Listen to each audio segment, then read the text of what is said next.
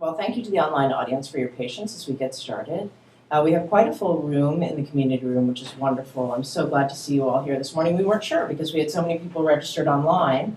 We're like, will anyone show up? And here you all are, so thank you.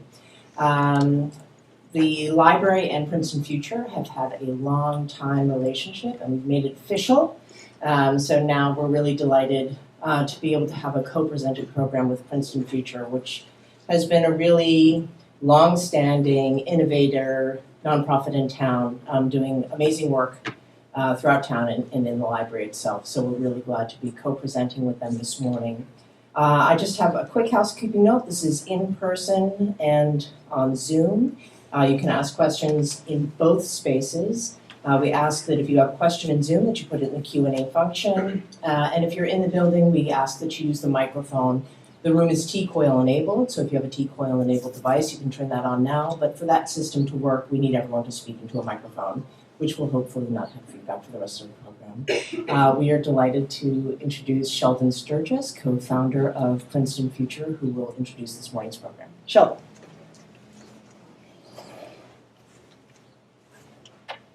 Welcome. Most of you are familiar with Princeton Future. Thank you for coming again.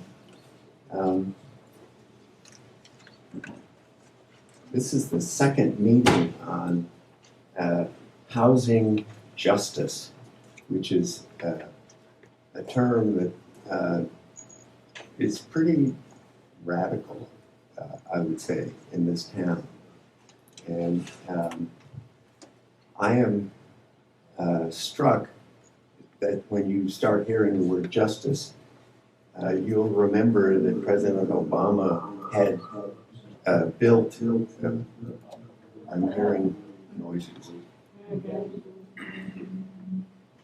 What we're having is they said that the Zoom were reporting that they couldn't hear sound.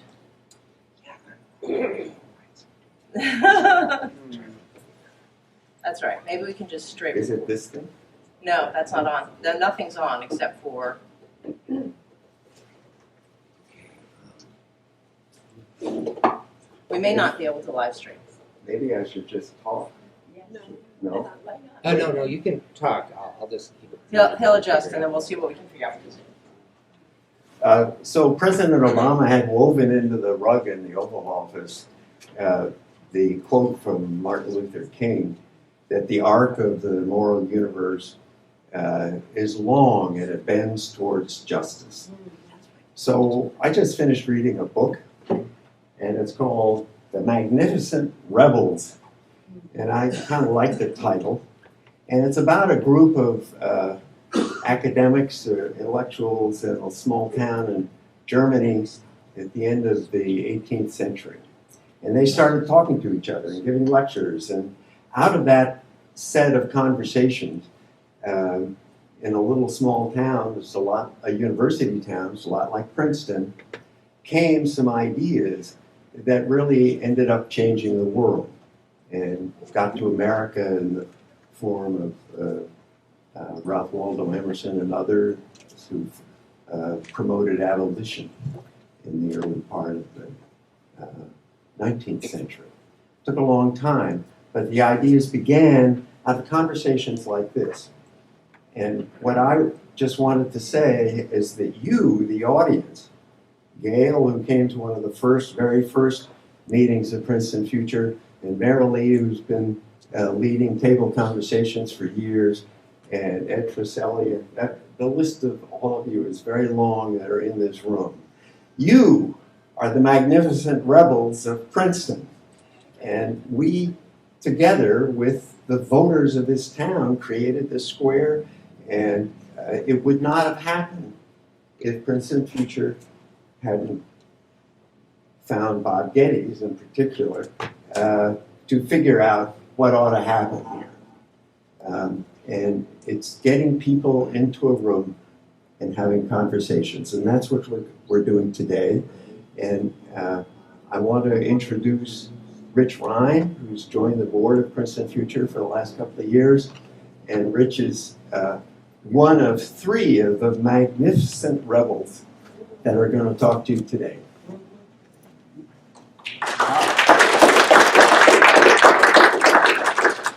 Yeah, thank you very much, Sheldon. It's great to be a rebel. I want to thank everyone for coming. And one more word about Princeton Future. We are a nonprofit, non-governmental organization.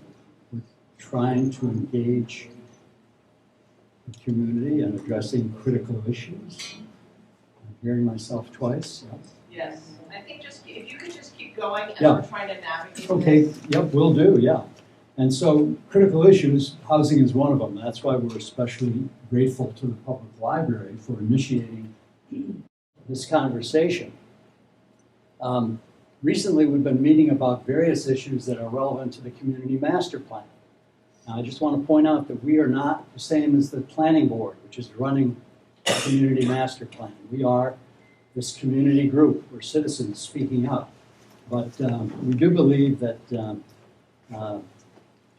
master plan process will hear what we're doing, and we will forward our information onto them, and we'll urge all of you, having been through this process and other forums that we've had, to attend these master plan steering committee meetings. The next one is this Wednesday, January 25th, and it's from 2 to 4 p.m.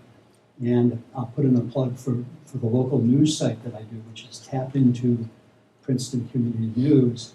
We will have a link to that meeting. So now on to housing, which is one of the 9 elements in that master plan, by the way. It really is more than an issue. It's probably a crisis in Princeton. But before I talk about where housing can go, I'd like to spend just half a minute to talk about where maybe housing shouldn't go. And I think everybody, I'm wondering how many people believe in open space preservation in the, oops, I lost my navigation screen. Is it going to work with this? Yeah. So here is a, well, that's a map of, that's not showing up exactly the way I've got it on the slide, but this is a map of Princeton, the whole Princeton municipality. And up in the upper, there we go, up in the 2 upper corners of the municipality, there's 2 big tracts of land that we're trying to preserve for open space. One is on the left. It's recently purchased by the government, county, some nonprofit groups, I think, put up around $8 million to purchase this land. Another one on the right is being contested, I believe, right now. There's space for there's a proposal for a housing development to go in there. But some people would like to stop it. But in any case, the rest of it preserve as open space and create what they call an emerald necklace across the top of the township. There's wonderful reasons to do that. It's a great asset for the community, climate change reasons, and all the rest. Now, there's one other open tract of land right now that I know not everyone in the room would like to see preserved for open space. But for argument's sake, I'm going to mention it anyhow. Let's see if we can. There we are. And this is the green spot there, the Butler tract.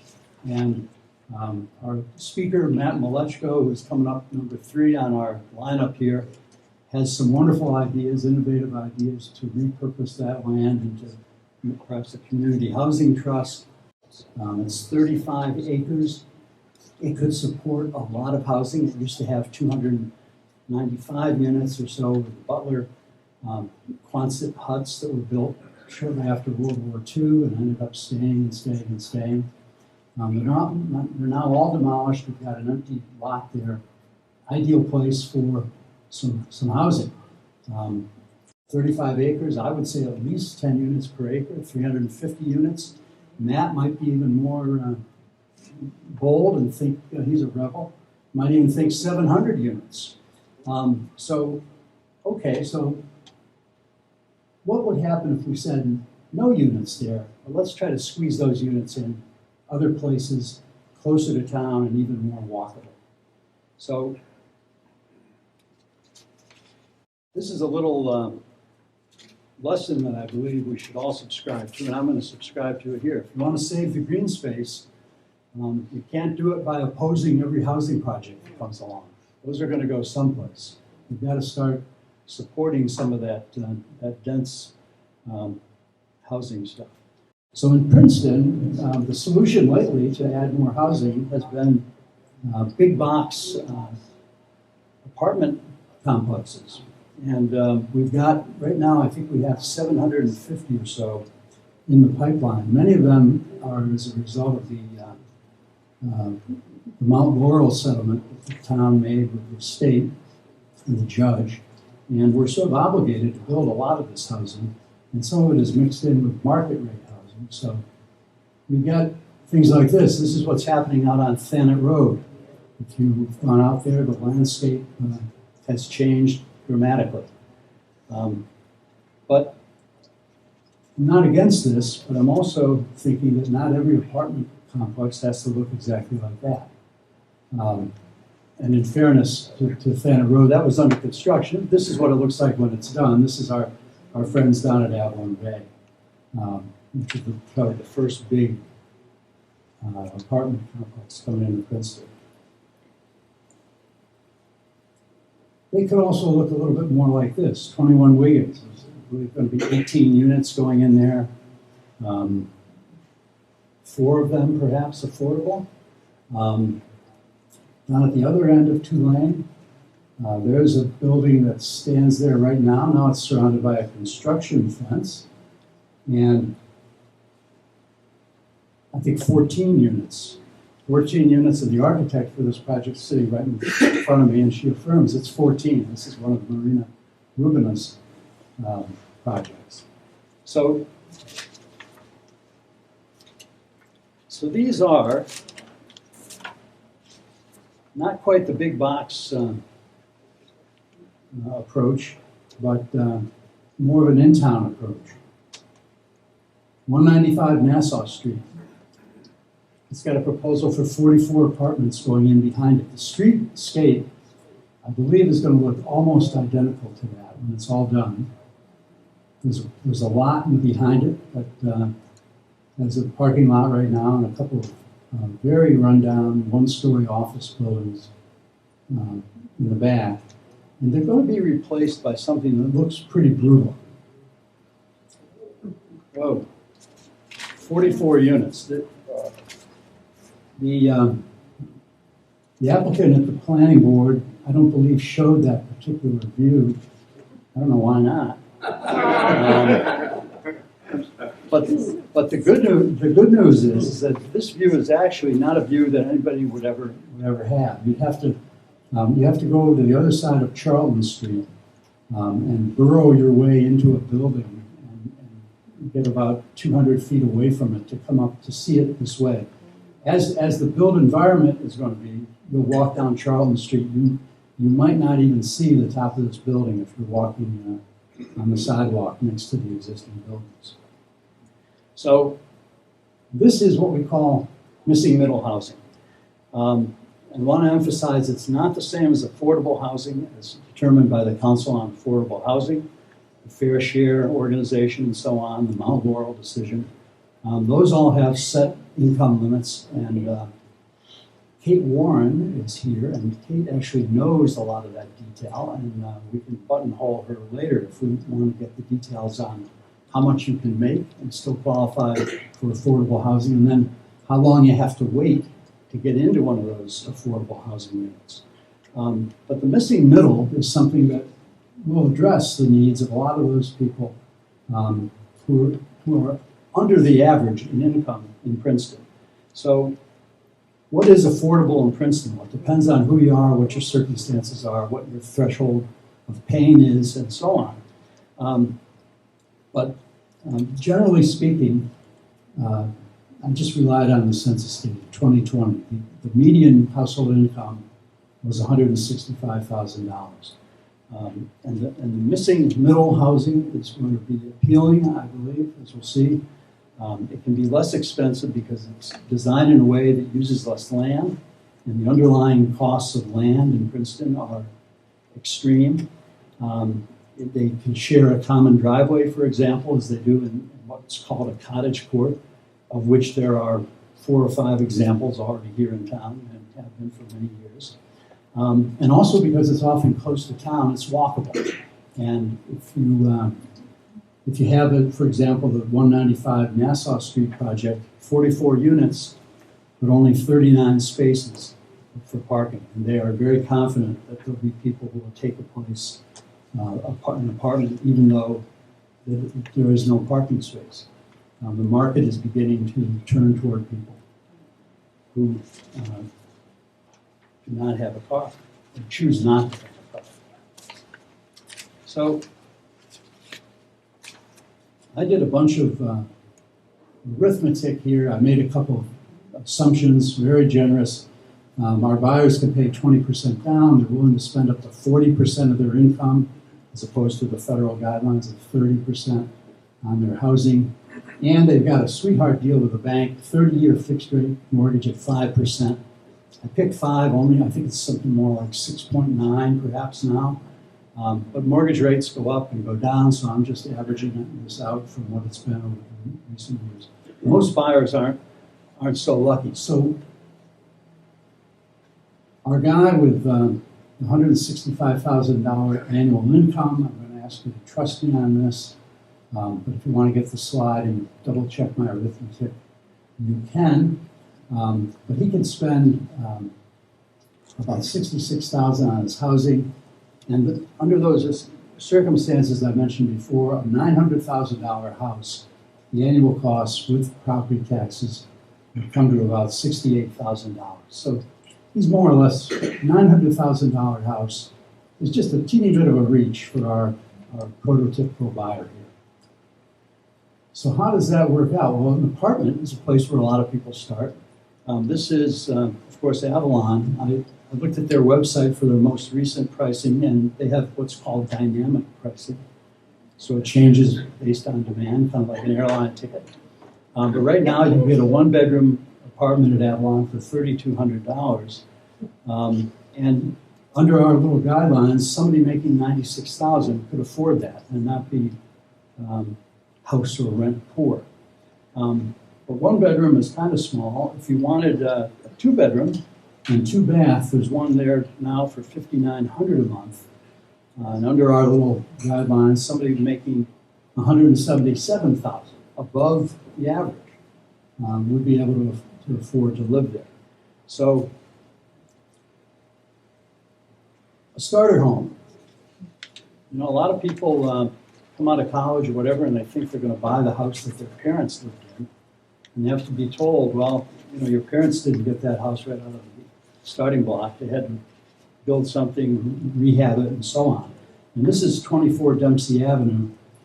This was 24 Dempsey Avenue, which was on the market for $700,000 a couple of years ago. Would have been great for our starter house buyer. With the average income, we would have been able to afford it and have money left over to do some of the many repairs that would have to be done. But too late. It turned into this, and this is now on the market for $1.8 million. So this is 5 bedrooms, 4.5 baths, 3,000 square feet. It's probably about 3 times bigger than the previous house. But at 1.8, according to our little formula for what's affordable, you'd want to have a household income of about $330,000 to afford that. So this I would not call missing middle income, missing middle housing. Excuse me. So let's look at some of the options that are around town. Some that are already underway and in place, and may well expand. I'm going to go right to the one that is the hot button project in town. Why shy away from it? The ADU. People are saying, we passed this ADU ordinance, and all you see now are developers grabbing houses and knocking them down and making a ton of money, and not helping the middle income people at all. So here is one. This is the one that was in the New York Times. The architect is Marina. Who's coming up next, and you'll be able to chat with her about this. It sold. It has 2 units. One is the main house on the left. The ADU is on the right. The main house ended up selling for 1.3 million. That's not missing middle. That's over. And the one on the right, the smaller one, ended up selling for about 860,000. Missing middle. Our person with 165,000 median income could have bought that. Interesting side note, the average income of a school teacher in the Princeton Public Schools is $91,000. And two teachers, if they were a couple or just got along well, okay, it's a reach. Two teachers, an intimate couple who happened to be teachers, and was on speaking terms, could have bought this and had money left over. And think of the advantages. If one of them was a teacher at the Princeton Middle School, it is really on the other side of that fence. And they wouldn't need a car. And also, new construction. This is something I hadn't realized until just a couple of days ago. Builders apparently give a 10-year warranty on new construction. That apparently is dictated. I'm getting a yes from Chris over there. So Tom's looking a little, I guess we got to do it. But in any case, that's pretty good for somebody moving into town, does not want to get embroiled in all the usual mishmash of housing. So nothing new about ADUs. Here's one at 80 Linden Lane. That garage apartment in the back is a separate unit. It can be bought and sold separately from the one in front. There are others in town, and if you want to see a more traditional ADU, this is 23 Lee Avenue, also done by Marina, and this is more in line with the kind of affordable ADU thing that people envisioned would happen all over town. The top unit sold for $760. Our missing middle person could buy that. The bottom unit, I'm echoing a little, sorry, $427,000 it sold for. And our teacher from the Princeton Public Schools could have easily bought that. That would have been with those circumstances that I described. And here it is around the back.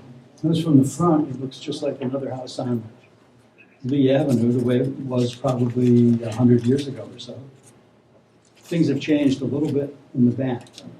Now, a quick aside, people wonder, well, how come these kinds of ADUs aren't rushing into the market? How come it's just developers taking blank, empty lots? So here's my house. Mortgage is all paid for, but still $24,000 a year in property taxes. And residents such as myself might look at that and say, that's going to be a lot of house. And $24,000 is a lot of money when your income is from Social Security and whittling down your retirement account. So that could be turned into an ADU, I do believe. And the first floor and a second floor with a loft area up there. I think it could work. Do I want it to work right away? No, that's for when I can't walk up and down stairs. I don't want that to happen next year. I'm hoping this can be forestalled for a decade or more. And there's also another advantage. Why not tell these people, just rent out a couple of rooms? Well, there's a big difference between being a co-owner of a property with somebody and having a tenant. And people say it's awful tough to be a tenant. And I can tell you it's also awful tough to be a landlord. It is another little business that you're employing. So I think the incentives for a person sharing that property, sharing and concern for the common ground, outside area, and so on, that's a pretty high incentive to me. I wouldn't be surprised if this turned into an ADU. Of course, concepts like this are never going to work. In the western section, you've got the big mansions, those you walk down Library Place or Hodge Road. Those people aren't going to be spinning off ADUs. But I could imagine that we might even see some of that. And it can happen already. And in fact, this is Constitution Hill. And there are 6 condos that were carved out of that a long time ago. And in addition, a couple more condos in the carriage house near it, and all, I think about 50 housing units put in on the 47-acre property. Here's Guernsey Hall near Marquand Park. You can enter it off Library Place. This, I believe, has 5 condominium apartments in it, and I believe one sold last year, a 2-bedroom, 2-bath unit that looked awful appealing. I didn't get to go inside it and indulge in real estate porn, but regrettably, but it sold for $800,000, which seems kind of low, and our prototypical middle-income buyer could have snapped that up. So one thing that would take some of the appeal of ADUs off the table a little bit, diminish it, would be more duplexes and triplexes. Also missing middle options. And I guess in a lot of zones in town, a duplex just is not allowed. Zoning is a whole other story that we could discuss at another time, another meeting, but that's too bad because duplexes fit in very well with the rest of the street. Here's one on Park Place. Just came on the market, the right-hand side, 1.25. So we got something in the millions here.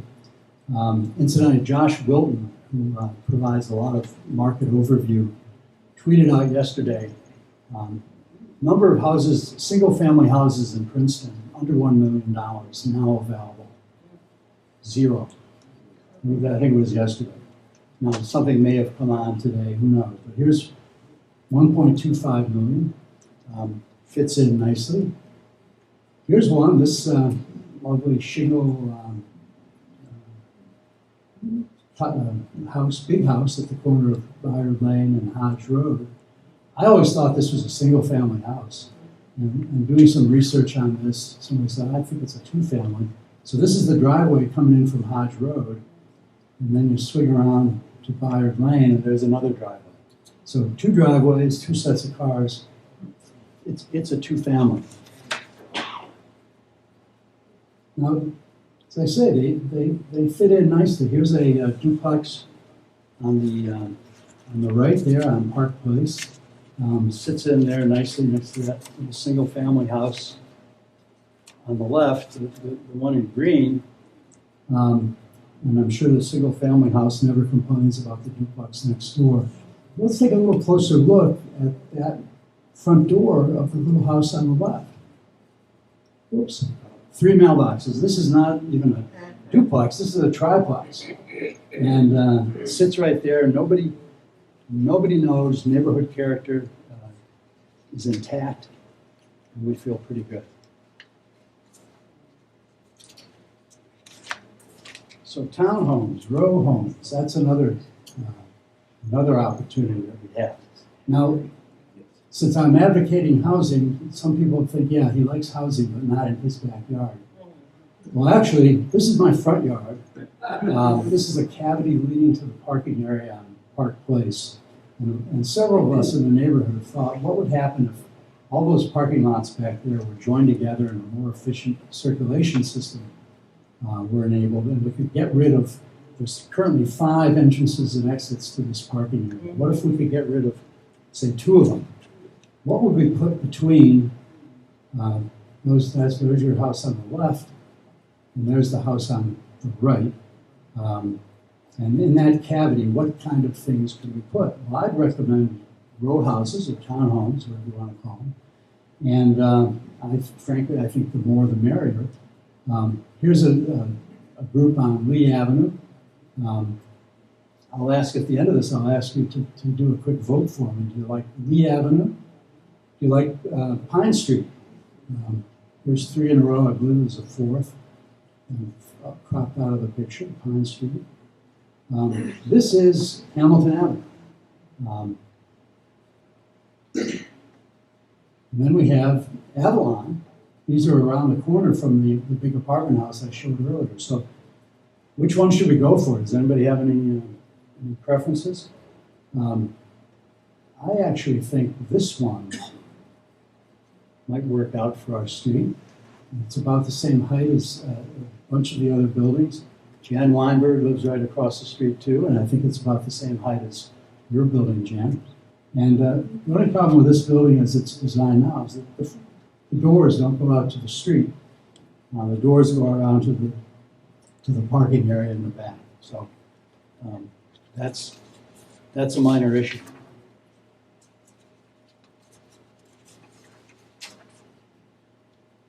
So then we can also, another great opportunity, infilling of large lots that don't have much going on. And Josh Zinder, who is here today, has a project underway, well underway, I think. This is a house at John Street. The old water tower used to be back in that property. Big lot compared to all the other lots in the neighborhood. And the university housing is behind that house.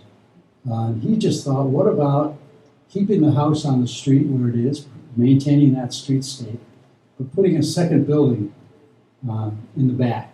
And he came to the zoning board. He had a way to turn the first house, which is now a duplex, into a triplex, I believe. And he had 4 units situated in the rear building, including 1 affordable unit. So this is what it would look like. The zoning board gave them a little pushback, and they said, well, one building should have no more than 3 units in it. And apparently that was a sticking point, non-negotiable. Josh dropped the affordable unit, and we now have 3 units in each of those structures. But nonetheless, on one lot, we're going from 2 to 6. So there's a net gain of 4. We're trying to offset math's 750.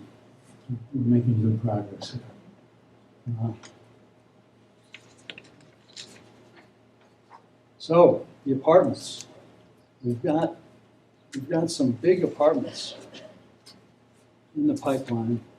The biggest one of all, from the public point of view, I think, is Franklin Avenue, where on this lot, we've got to put up 80 affordable units.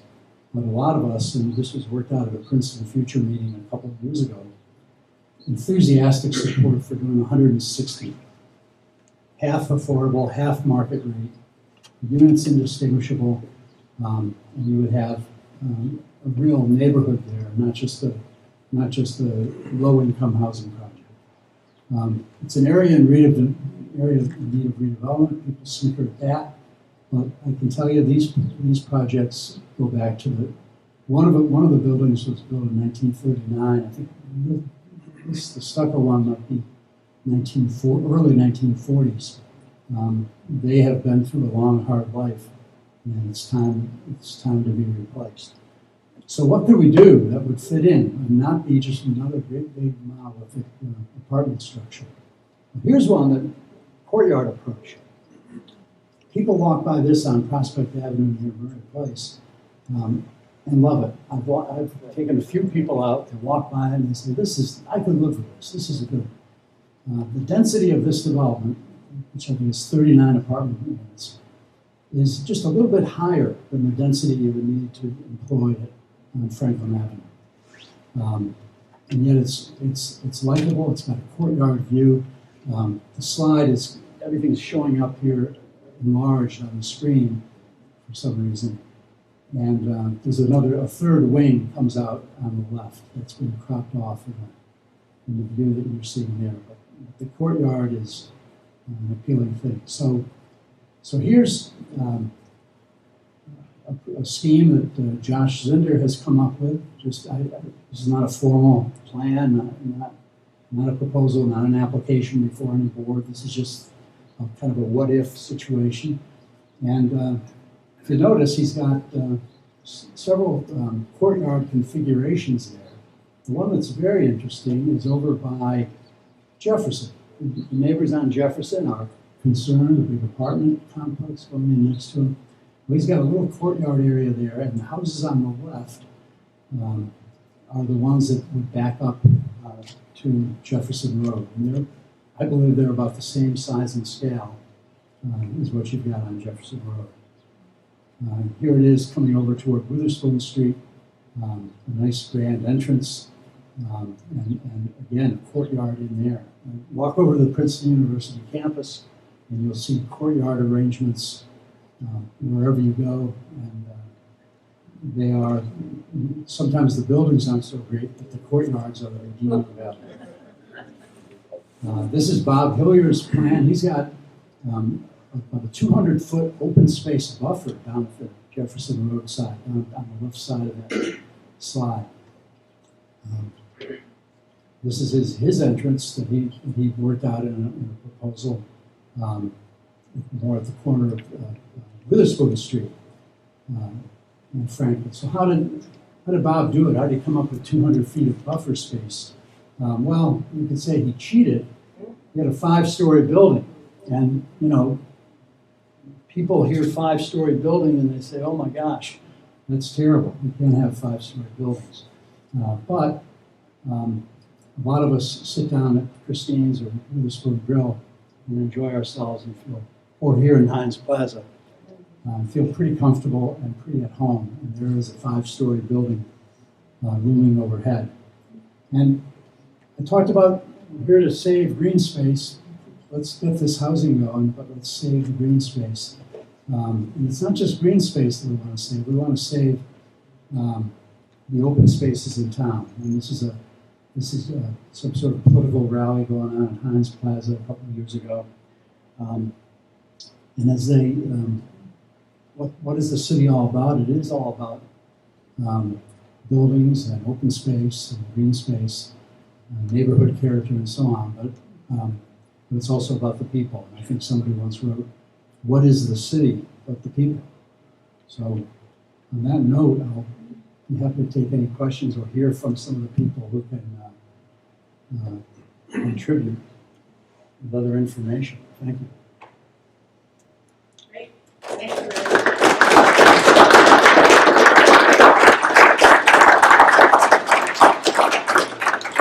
I'm a little bit scared about using the mics, to be honest. So we'll see how this goes. Testing. Okay.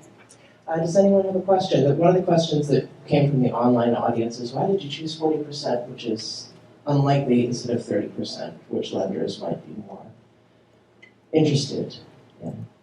Well, yeah. Why did I pick 40%?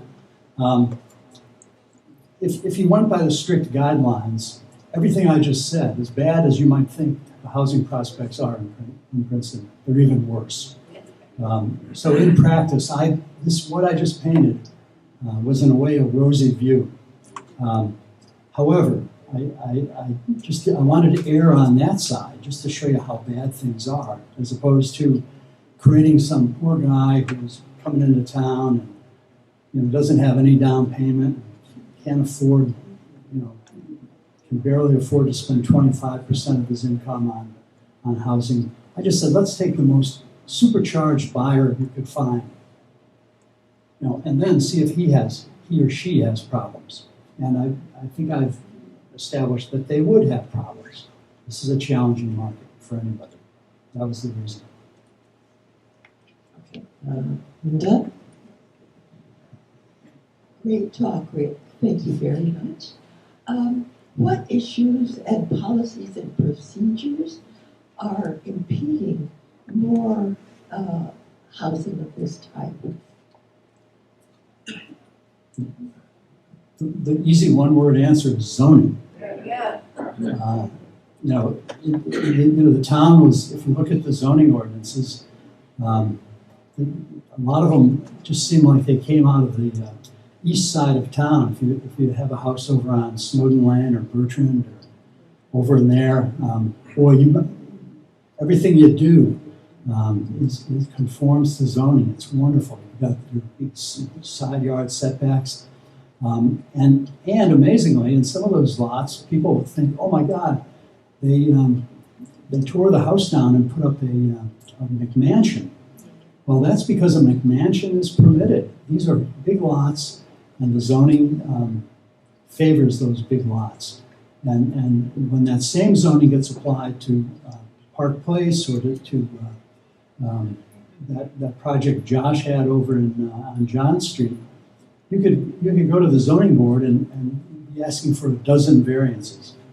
And the zoning board, I believe, and Michael Floyd can correct me if I'm wrong, the zoning board looks at that and says, boy, it's a lot of variances, and not only that, what if one of those variances we grant turns out to be a really bad precedent in other areas? So I think zoning is one of the big things. You closed by showing some shots of Maple Franklin possible development, including Hillier's plan, which it didn't mention, and you could go with some of the other architects. Where's the parking? Hillier's didn't show any parking. Yeah. It's it's going to be underground. So Yes. I think that's Yeah, it's good. Yeah, thanks for pointing that out. And actually, in answer to Linda's question, it was really a two-word answer: zoning and parking. Specifically cars. And when you live in a car-centric neighborhood, car-centric area, cars will really push out a lot of housing. So yeah, the parking for both Josh's and for Bob's informal scenarios that they were presenting there had parking underneath. And when you look at the grade of that lot, it's very possible for that to happen.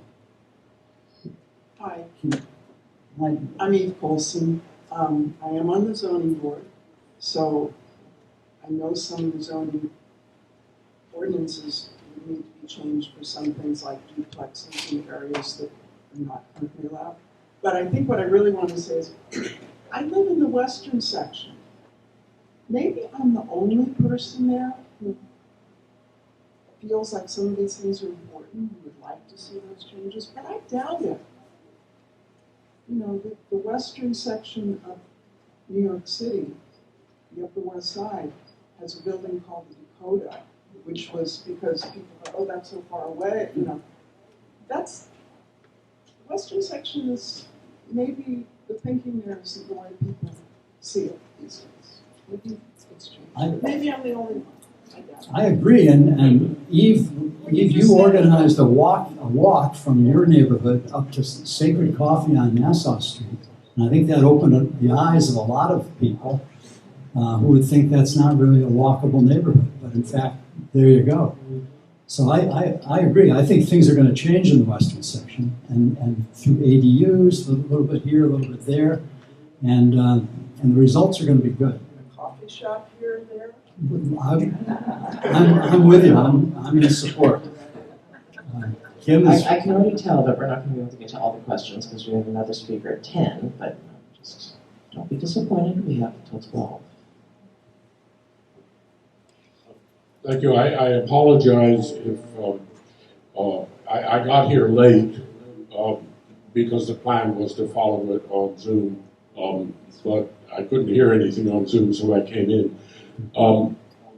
Maybe you covered this before, but you described this as a crisis. The things that I've heard you talking about, I think have been happening over the past several decades. Is this something that is coming to a head where things have to be decided now or they'll move in a direction we don't like? Or is it really a continuation of what's been happening over the past several decades, and if left alone will develop on its own over the next several decades, and it would be nice to guide it with some pleasantries and beauty that you point out can be done or not. Can you say in a couple of words what the crisis is? Well, I think it's both. It's the long-term thing that you described, and it's also exaggerated and punctuated by the court order that we're under. 700 and some odd units of housing coming up in this, what's called the third round of this court settlement that Princeton made after fighting the court for a long time and then finally coming to a settlement. And then there's a fourth round lurking right behind it that's going to happen, and Princeton can't do anything to stop it. So that's what I think gives it some immediacy. But there is the long-term push too, as Princeton University, for example, the largest employer, continues to grow like topsy. Operating budget of about $400 million in today's dollars back in 1990, and $2.3 billion today. So that's growing. More people come to work at Princeton. They would rather live in Princeton if they could than pick a town. Some other town. I won't put down any town. Hi, Joshua Zinder. I just wanted to point out one area in particular that you really didn't quite touch on is the Central Business District. So in town, we have an FAR, floor area ratio, of 1.5 for our Central Business District. The average building size in the Central Business District is 3.4, 3.6, depending on how you calculate it. But if somebody's going to come in and build something new, they're restricted to 1.5. And so the ideal opportunity for us to add more apartments and create some additional density is the place where we are the densest, and there's a natural growth opportunity there that I think, the town can certainly address, and it's a pretty easy lift for, some sort of affordable overlay like we're doing elsewhere, or something like that to be applied to the town to incentivize affordable housing in our town. Yeah, I agree. A building put in Princeton right now at the 1.5 floor area ratio, I think would actually look out of place with the neighborhood character. It would look odd, I think. I mean, better to have zoning changes.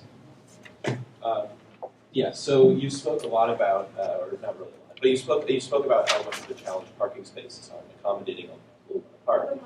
And, you spoke a lot about how difficult it is to accommodate all the parking on these lots, and then you spoke about people who are more willing to live without a car.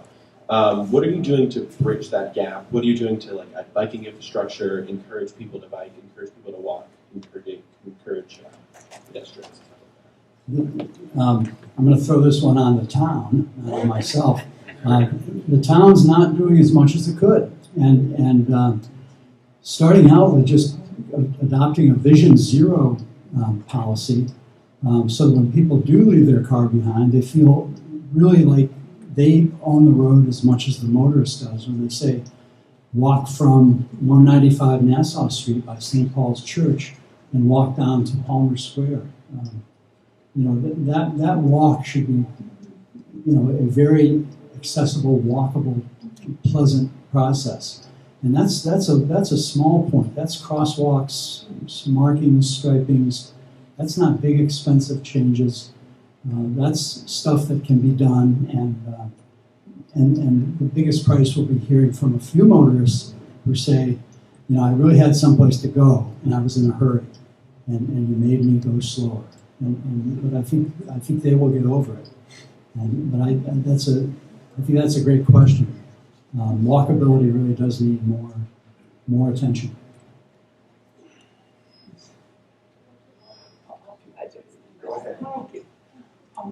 This is the last I question. live in Avalon Bay, and I've lived there for 5 years.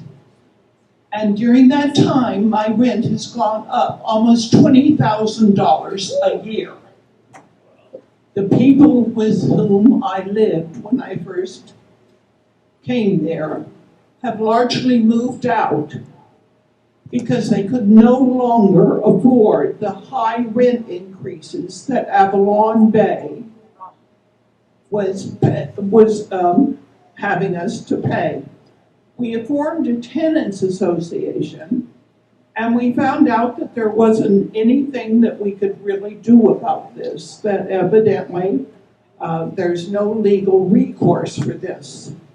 So what I am saying is middle-income housing in a rental without any equity, we have no equity, that can exceed probably even the amount of increase that you would have in buying a home or an ADU here.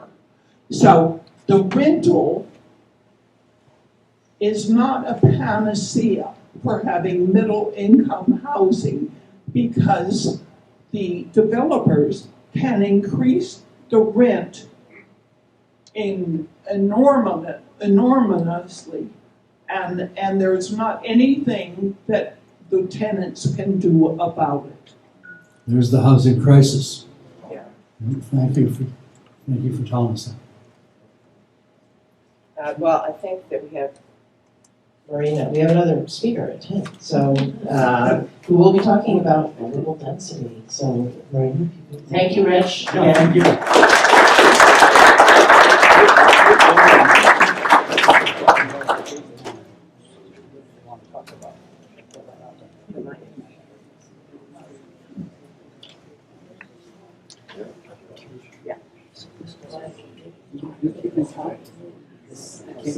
I got about 750. No, it doesn't matter. So it's fine. If you went to 30, well, I can't. You couldn't put a house.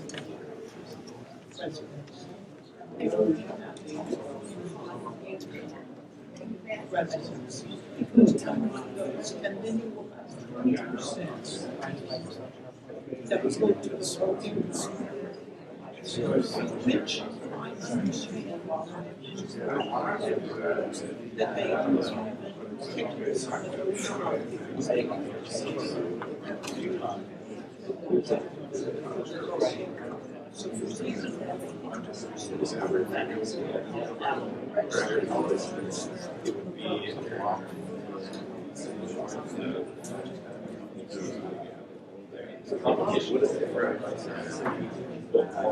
Wiggins and Hamilton.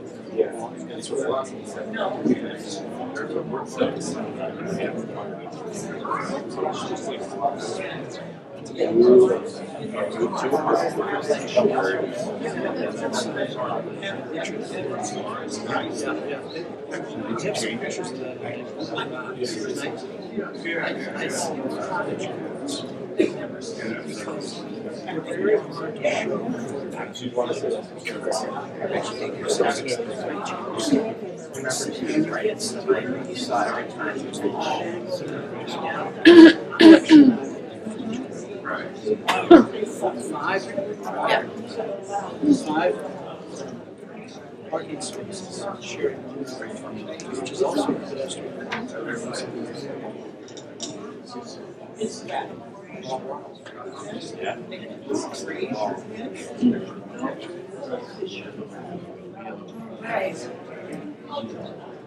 Can you guys hear me okay? Yeah. Well, thank you so much for staying. Stop talking for a second so Marina could.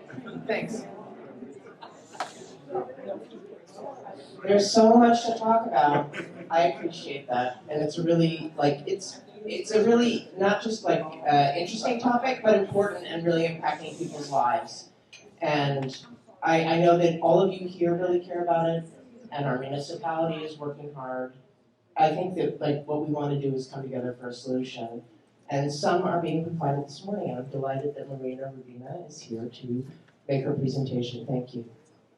Thank you, Jim, and thank you guys for staying for our second portion. And there is so much to talk about, and I really hope that it's not a morning of us talking to you and in a lecture format, even though that's how we're seated. But I really hope it's a conversation. So I will be doing a lot of stopping and let's talk. Let's hear from everybody, because I am not here because I have all the solutions. I am here because I'm able to pose questions that could help us come together and discuss. And my point today is to tell you the story of how I see it, how I came to this, but it's how we all come and how we all see it. And I do hope that the questions that got cut off will come straight, continue into the second part. And to follow up, I'm going to briefly pick on one of the questions and say that when we think about and when we ask questions, let's try not to ask a question, what are they going to do about it? What is the town going to do about it? It's what are we going to do about it? How am I going to help solve this crisis? It's not them, it's me in this room. What is my role to play? How can I help? So let's all try to sort of think about it that way. So I will tell you how I am trying to solve it. Some people may think this is the wrong way to do it. That's why we're here to talk about this. So to go back, this is sort of a second portion, a continuation of a previous meeting that happened here in the library, which was a hugely hard thing to follow because it was incredible speakers, very well-known scholars that came, and there was free food. I don't know how we can follow this. My husband offered to go to Costco and get cookies, so maybe he will come. So, but when I try to think back to that meeting, to me, what it all boiled down to is this duality that housing presents. On one hand, housing is shelter. It's a way for people to create social mobility. It is access to education and jobs, which is absolutely critical. And it also makes even impact on people's life expectancy. It's a life and death issue, right? And on the other hand, so places like Princeton that have all these resources need to provide more housing. On the other hand, it's savings for retirement for people who are here. This is about building equity. This is people's life savings. It's about transfer of wealth. So it is constantly being presented as this either or duality. So in the whole first part, they were sort of debating whether is it a duality? Can we bridge that gap? But I think that's kind of the framework that I hope we can think about. How do we live in this environment and what can we personally do? How do we change this conversation? How can we make a difference? And is it a duality? But it really is this point.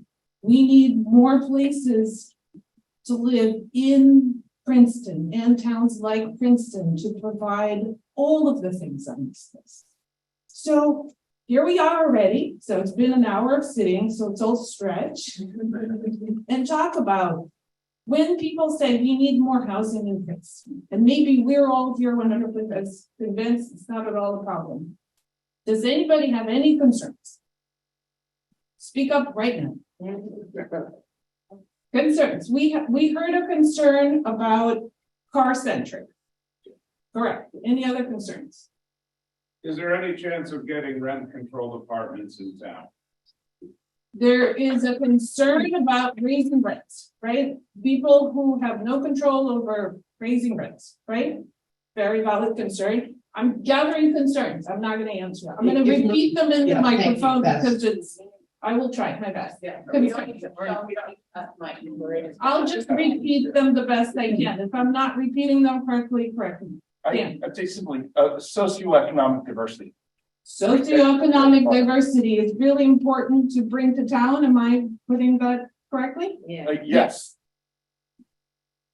So concern for preference for people who have lived and or worked in this town and now face housing problem. Excellent. So concern about people who are already in town and can't stay in town, right? And need to continue to be able to stay in town. Absolutely. Josh. Racial and cultural diversity. Racial and cultural diversity. And it would be really good if you can say a little bit why I think it's important. I think that one's pretty obvious. But I'm trying to say the people who are being rent are going too high and they're being displaced. In the back. I would say the need for or the current lack of sufficient coordination between the school district and the town with respect to all sorts of things, demographics, but importantly transportation. And the congestion in town that exists already, but also the craziness with the school buses and the cars. And it just seems like there's a lack of coordination between what's going on with town and very important issues with the school district on growth, equity, Thank you. I'm going to restate this in the microphone for people who can't hear in the room. So there's a big concern in general congestion and traffic in town, and in part how that relates to relationship between school buses and getting kids to school. That's one area of concern. And then another area is school growth is a concern, and how is that being planned for? Am I restating that correctly? Thank you, thank you. I'm concerned that there are 2 small vacant pieces of property in town that could be used for housing, but I guess zoning law is prohibited. The property right at the corner of Harrison and Valley that is just trees, and vacant property on Nassau Cedar Line. Excellent. So there are specific concerns people have where they see opportunities of land available that seemingly could be done. Housing could be built, but it's not happening because of some regulation somewhere. Am I stating that correctly? Yes. Property tax escalation. I was wondering when somebody was going to. Excellent. Concerns about raising property taxes. Yes. The university building housing, but only for certain job titles, none of them being their lower income jobs. Excellent. So our biggest employer building housing, but it doesn't provide housing for everybody who would like to have housing. Is that correct? Only for certain people with certain job titles, and other people are left out of that opportunity. Go for it. I assume that there's going to be more housing in Princeton.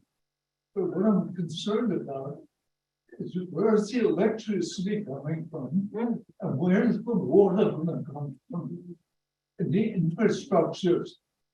How is the infrastructure going to be? Is it going to be limited? Is it going to limit the growth? Excellent question. What are we going to do about infrastructure? Right? How are we going to upgrade our infrastructure? Is it enough of it right now? Is it creating a limit for how we can grow? Excellent. And Clifford? I want to say new development Princeton to start Aaron.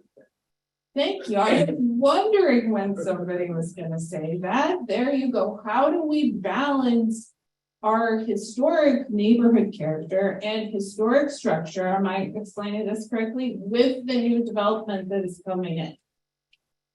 Anybody else? Don't be shy. Preservation of our natural spaces. We lost 30 to 50% of our bird, of butterfly, insect over the past 50 years. We already live in a density state in the country. What happens if we keep making more dense than our green space? What will happen to our green space as we get more dense? Am I summarizing that? Yeah. Excellent. Little areas, different neighborhoods, different animals, wildlife, And how is it possible to consider or include smaller green spaces along the big green spaces so that we can support wildlife and plants and different species? Am I explaining that correctly? Right? Okay, all right. Well, thank you guys. Did everybody stretch? It's been a long meeting. Come on. So I would summarize, maybe not in this room, but there's a general fear of becoming a city. Who has heard of fear of becoming a city? Okay, over 50%? Who is here is afraid that we're becoming a city, or we could become a city? Yeah, it's a real concern, right? But let's not be shy. It's totally fine. We're all among friends. We can talk about this. Okay, speaking of cities, do you know, you're probably wondering why in the world you're showing this horrible image?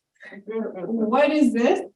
Okay, so Rich talks, when Rich talks about his stuff, he talks about personal issues. Here's my house. Here's what's happening across the street. This is my childhood home. Everybody? I'm not gonna tell you where it is. You can guess. Can you see my cursor? Okay, so right here on the 9th floor, I'm not exactly sure which one, is the window of my childhood home. You know why there's one window? Because we had a room in an apartment that was shared, and we had a shared kitchen and shared bathroom with neighbors. So when we talk about speaking of cities and density, I have to sort of come out and say, this is my baggage that I'm carrying. This is where I come from. So I lived in this building until I was 6 years old. You know what this is? This is the building where I moved to when I was 6. And I lived here for the next 10 years of my life. Better. What's better? Trees, right? Notice the giant highway prospect going in front of your windows, but from our standpoint of view of my family, where my parents are both engineers and myself, and then when we lived here, I got a baby brother. So we had our own apartment. We did not share the kitchen and the bathroom with other people. The quality of life was tremendous, but still, we still came to America. Here we are. So I do also have, as you can see where I'm coming from, I still have the fear of becoming a city. And I listed it in these sort of 5 concerns that I have, that I call my 5 C's, because they all start with a C, surprisingly. And they're not very much dissimilar. They're all very similar to what you guys brought up. So change, right? When we talk about change, so I think of change is that what we could lose, right? So Princeton can lose our green spaces. We could lose our human connections. Whenever I have a meeting at Small World, I can't have a meeting for an hour without meeting like 10 people, right? A lot of them are here today. Our walkability, speaking of car-centric society, and our buildings that are human scale. Remember the building where I'm coming from? Human scale was not a concern. Cars, right? It's funny, I had prepared this presentation before we were here, but a lot of us have concern about cars. And I'm worried, just like other people, that we're going to be overrun by cars, that we're going to have too much traffic, we're going to have nowhere to park, and it's dangerous. You know, my kids know I'm completely paranoid that somebody's going to get run over. Speaking of kids, I am concerned about children, and I'm very concerned that schools are going to get overcrowded, that kids won't get the attention that they need, and what is the quality of education will suffer. Right? Anybody have that concern? Yes, we all have that concern. That's not just Princeton. That's not just Princeton. What about, okay, they had to be 5 C's. So raising housing prices. Anybody concerned about crazy housing prices? Raise hand. Who? Okay. Who's not concerned about crazy housing prices? Because, right. Exclusive community is what it could become. And there's my concern is that as prices get really high, people who are already in the housing market, they grow with the market. But what that creates is a huge impediment of getting into the housing market. For people to start, it's really hard. If you're already there, you sell and it just sort of grows. But if you're not in, it's really hard to get in. And how about crazy taxes? Okay, nobody's concerned about crazy taxes. No, not at all, right? Where do the taxes go? Where do the taxes go? You'll see in a minute. So these are my 5 fears or concerns. And the taxes are so high, I think somebody mentioned that people are being taxed out of town. As the taxes get really high, people start thinking like, why am I here? Why am I paying these taxes? My kids finished school. I'm just going to move out, right? You know, I'm going to go live in Yardley.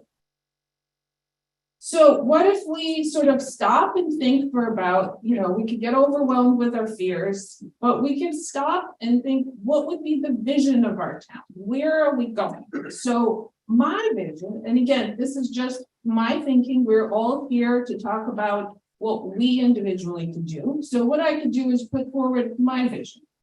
And it's more people could live comfortably together here. And we can all preserve and enhance and create more of what Princeton is known for, why it's such a desirable place to live. And it's the walkability, it's the intimacy of our spaces where we can be together as a community. It's our connections, and it's our green spaces, large and small. We can improve mobility, and it could be with cars and without. We could support and enhance our educational system, and we can manage housing prices. And that doesn't mean one or the other or the third. It could be housing for the affluent and the missing middle and affordable.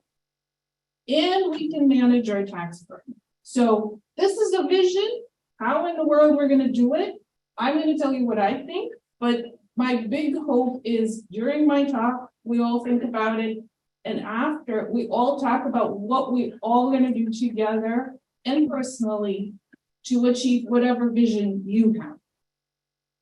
So I'm going to start with, this is really hard to sort of demonstrate to prove these points. So let's just talk about cost of inaction. What if we do nothing, right? There was a question, okay, is it really a crisis? Like what? It's not a fire, nothing's burning. It's really not maybe a crisis right now. So what if we just say, look, we're going to do nothing, right? So we like things the way we are. Let's just stop development, right? Has anybody heard this? Yeah? No, but nobody in this room. It's totally fine if that's how you feel. You feel like, look, I moved here. I chose this town. I made my investment. I work really hard. Why do I need to change anything? I really like it the way it is, right? So we like our green spaces, we like our streetscapes, we like our current houses. Okay, sometimes we have traffic problems and parking problems, but it's okay most of the time. Fine, maybe it's okay. We really enjoy our neighborhood character. This is Spruce Street. On my way to work yesterday, I took this picture, right? Perfectly wonderful. The only thing to remember, this is 1 block away from Nassau Street, or main artery, right? 1 block away. So we see these, very nice houses, sidewalk. So let's just daydream and say, suspend your disbelief if you're a fiction writer. Pretend you can have all the powers. And let's just see, we stopped all development. Let's see what happens. So, and then we'll evaluate and see what will happen to all of my 5 fears, which seem to match pretty well with your fears. So we've stopped development. This is perfect, not doing anything. So we have stopped development, but there's certain things, unfortunately, that are out of our control, right? Can we all agree on that?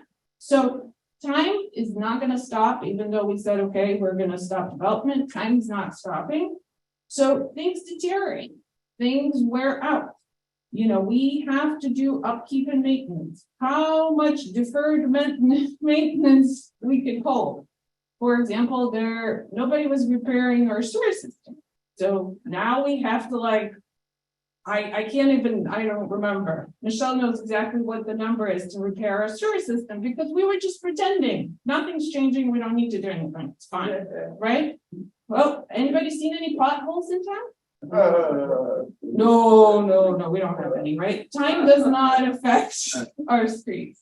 And then we personally, unfortunately, are getting older, right? I am not that 6-year-old child who lived in the 9th floor apartment in that building, right? In the communal kitchen. I am kind of more in the later phase of my life here, right? So as I age, maybe I won't be able to go up 9 floors of stairs. Maybe I need some help. And maybe when I was a child, I couldn't drive. Like at this point, my kids can't get anywhere without the car. So then they need me to chauffeur them around. And I then have to lose my working time because then I have to chauffeur them around. And then later on in my life, as I get older and I won't be able to drive what they're gonna be chauffeuring me around, good luck, right? So what this is it's something we have to pay for, right? And because we're not doing anything, we're not changing anything, us here in this town is we're gonna pay for it, right? So we have this little meter where we're gonna collect money, not so bad. We're gonna collect money, it's all gonna be good. Question? Was there a question? No. So technology is changing. We could say, okay, we're not changing, we're not developing, we're not doing anything. But systems are falling apart. The infrastructure, as was absolutely appropriately mentioned, is evolving. You know, we do not sit by the fire and, you know, warm ourselves up that way anymore, as the early men did. So there has been a lot of technological developments. And now we don't even use gas boilers to heat our houses anymore because we know that's not environmentally sustainable. And eventually those will be outlawed, right? So now we have to switch to much more advanced contemporary systems to do that. So who's going to pay for all those upgrades? Us in the room here. We're not letting anybody else in. We have to deal with it. It's us. So then there are laws that come from the outside. And we could say we're not doing anything, we're not building anything anymore in our town, but the state law is still the state law, the federal law is still federal law. And every 10 years, basically, maybe it's a little bit less, but we basically have to provide 1,000 units of affordable housing, right? Last round, we had to provide 723. I hope I have my round correct. Next round, in all likelihood, the round starts in 2025. We will have to provide about 1,000. You know, maybe it's going to be 900. So who is going to have to pay for that? Us in the room. There's nobody else. So where are we going to put it? Because remember, we don't want anything to change, right? We decided things are staying the way we are. So we have to meet this regulation. So what we're going to do is we're going to match, basically, we're going to try to do same thing. What we already have, we're going to do more of it. So this is completely theoretical. Nobody's proposing this, but just for size. So if we take the area, everybody's familiar with the area of Westminster Conservatory, right? It's 22.5 acres. So if we match approximately to the area of the surrounding neighborhood, that would be 50 units. We would have to do 2 projects of those a year. Every year we would have to do 2 of those projects and fit them somewhere. And we have to pay for them, us, taxpayers, because they're going to be 100% affordable. So we don't have any other offsets or any other funding. This is us doing this, right? So where are they going to go? Remember the green space that we really love, that we all really want to preserve, that Rich talked about, the emerald necklace that we really value and we believe, you know, that park behind Community Park, we don't have anywhere else to put it if we're trying to match the density that we already have. So in 10 years, this is going to be our new reality. The red doesn't show up as brightly, right? But we will lose our Harringtown Woods. We will lose our community park green space behind it. I apologize, I don't know exactly the name. Never mind the emerald necklace, and never mind all the animals who live there, because we don't have anywhere else to put it. So we could say, like, okay, this is crazy. Look, and how much money we're all going to have to pay for this. Remember those crazy taxes? Just visualize these crazy taxes, right? This is going to be just, oh my God. So we're going to say, forget outside regulations. It doesn't apply to us. Somehow we'll just, it won't, you know, they're not going to come after us. This is going to be fine. And, you know, they're scaring us with builder's remedy. Not going to happen. So builder's remedy is this interesting structure that for towns who do not conform and provide appropriate places and provide planning, provide very clear explanation of where they're going to provide their affordable housing that don't meet the requirements, they're open to builder's remedy. And people thought, it's not real, like who's actually going to do it? So guess what happened in October of this year? Town of Santa Monica in California didn't provide the proper affordable housing plan. And guess what? Overnight, 4,000 units without any approvals, any review, were automatically approved in Santa Monica via builder's remedy. It's real. They thought it was never going to happen to them. They're Santa Monica, right? So pretending that these outside regulations don't apply and we don't have to deal with them, it's just not the reality. So, yes. Sorry, but my trouble with that earlier chart that you had about the green necklace. Yep. And segregating areas for the potential to develop low, moderate income housing troubles me simply from the standpoint of ghettoization, right? We are going to isolate as opposed to integrate. And I think there's some. You are stealing my slide. Okay. I'll allow you to go on. It's about social trust, building social trust, and socioeconomic mobility. Thank you. All right, I'll let you go. Absolutely. So what Dan is saying is just think about the social impact of separating people and building housing. Yes, from the outside it will look the same because we're matching the look, but creating isolation, creating spaces where we're only segregating people of a certain income could live there. Right? And the builder's remedy, by the way, imposes that, right? Because you have to act quickly, immediately, I would suspect. Yes. Right? So you have to think about this. Yes. Yeah. So with builder's remedy, the towns open themselves to basically no more zoning regulations.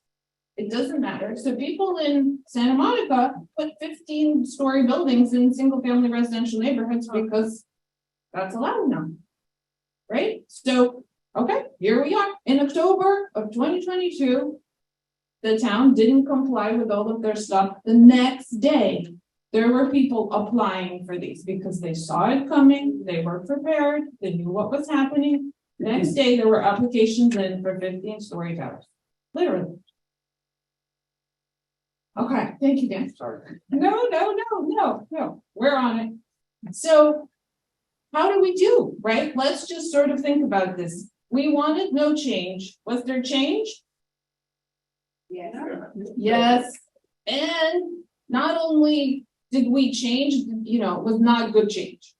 Absolutely not good change.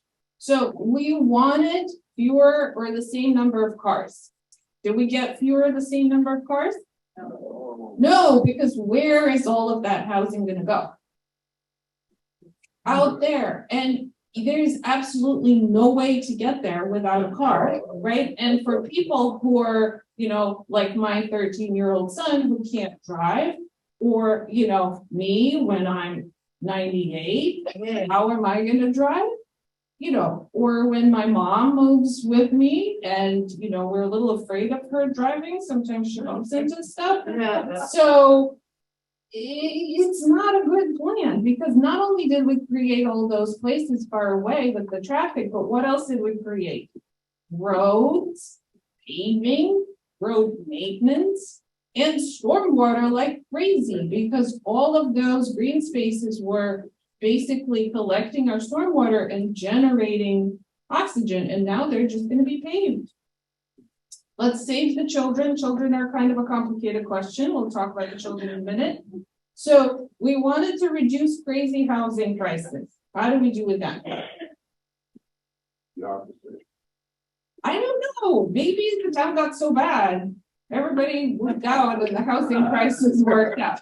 I don't know, but I'm guessing we didn't exactly solve the housing cost issue. And what about crazy taxes? Why did they get crazier? Can we just all agree on that? Okay, so that daydream that we were going through, oh my goodness. I would say that kind of turned into a nightmare. Would you say? So then we come to children. This is a very difficult conversation. And I thought really hard, do we even have this conversation? So let's have this conversation. We're all friends in this room. Let's have a conversation about children because people get very emotional. If you think people get emotional about housing, wait until you get to children. Whoa, boy. Poor teachers and school administrators have it worse than the zoning board.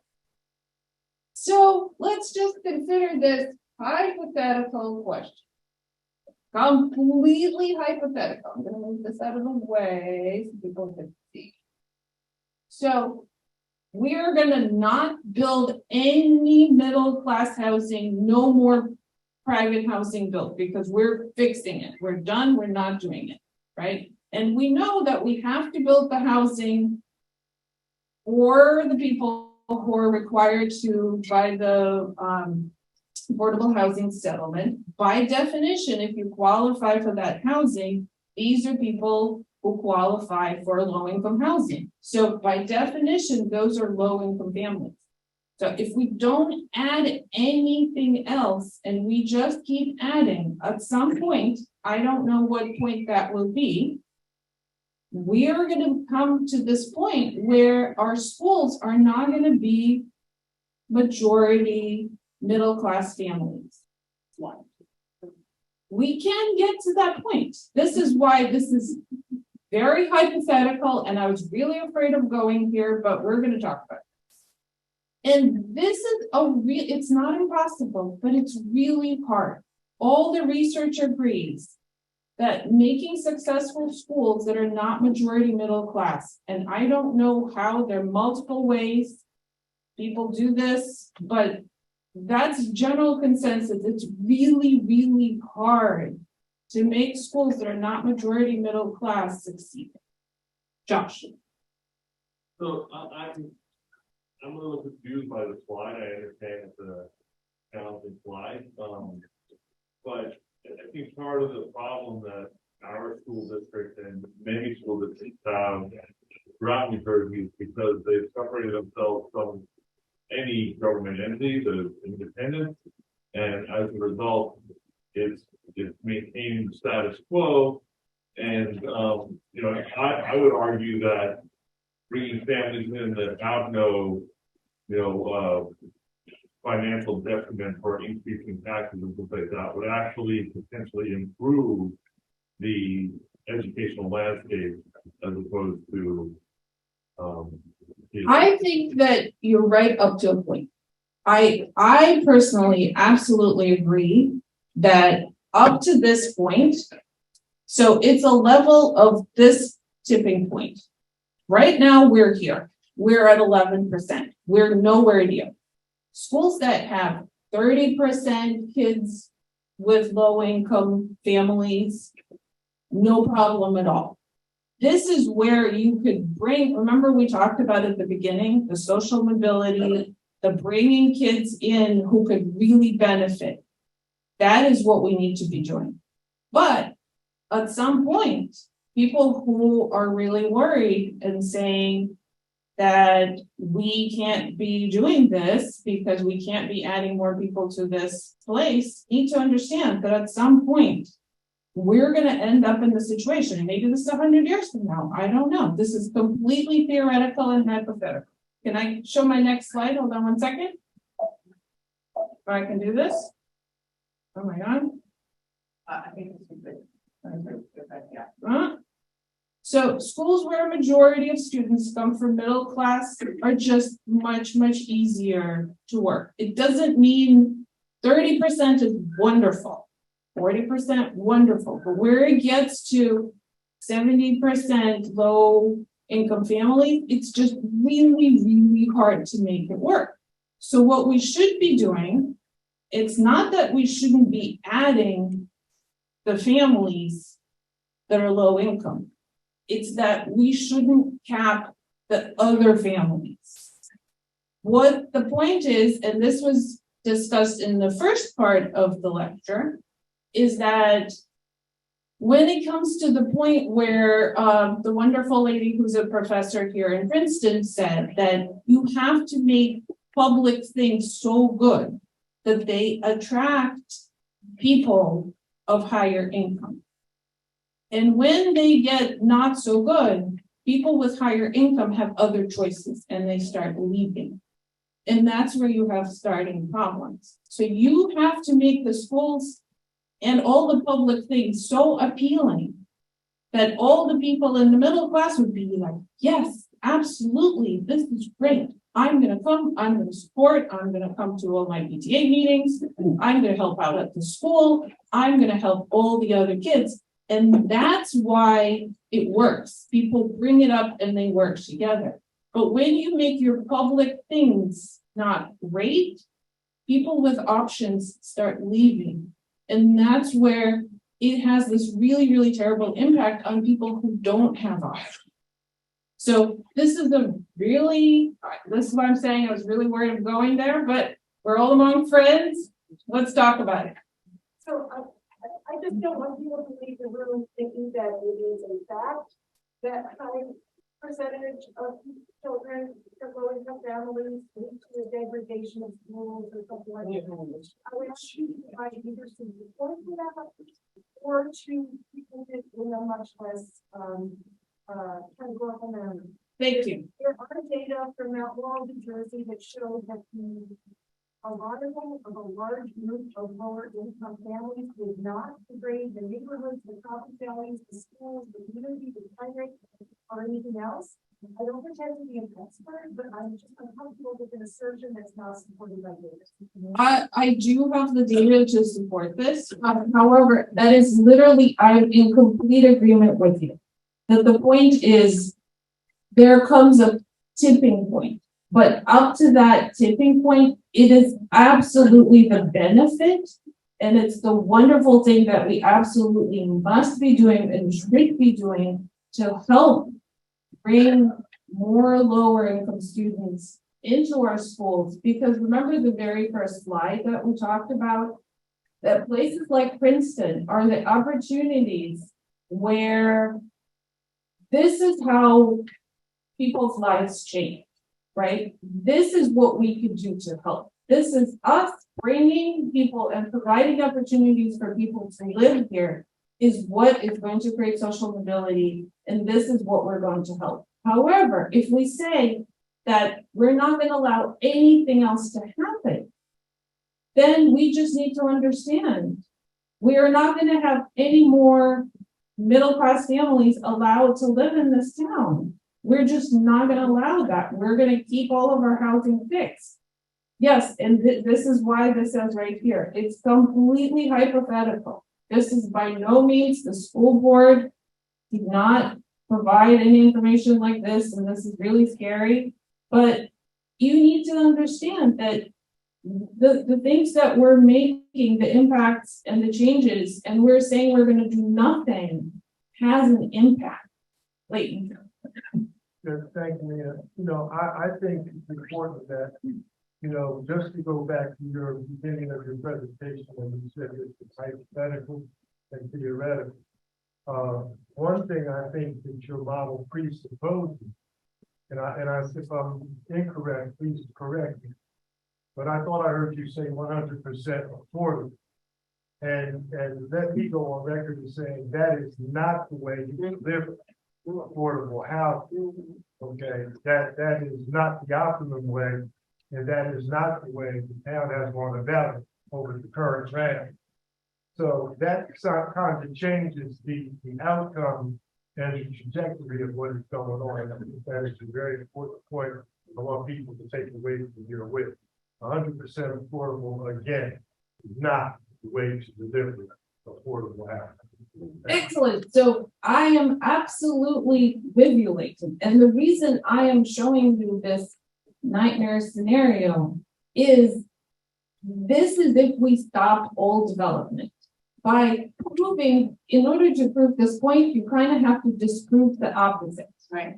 Right? So it's a mathematical way. And when I was trying to put together this argument, I was thinking of Peter. Mathematicians, when they try to prove a point, they often disprove the opposite. So basically what we're saying is what Leighton is saying, is we cannot be doing 100% affordable housing because it is really a terrible idea. Right, Leighton? Right. It is a terrible idea because of our green spaces. Yeah. It is a and terrible. low-income students do not make schools bad. That's not what the circumstances is. It's living standards, and there's a lot of other things that go into this equation. So It's not that the low-income students make schools bad. It's just when you don't have enough resources that are brought together by the middle-class families, there are not enough resources to make schools good, right? It is just really hard. And not to mention that we don't want to create people who live segregated areas by income. I mean, what that earlier chart we just read, growing, was moving away from diversity, right? You're creating, you're concentrating a socioeconomic cohort, as opposed to, I think we're framing this, there's probably a cleaner way to frame this. So we are trying to improve socioeconomic diversity, not create a new concentration of lack of diversity. Exactly. So what these things are creating a lot of emotions because exactly these things are the things that we're trying to disprove. This doesn't work, right? Oh my God, Eve. Thank you. I just wanted to speak. I think this is an incredibly useful exercise because we do hear this all the time. Like, why can't we just stop development? And so I think this is a really useful exercise, and I really commend you. And this is a great presentation.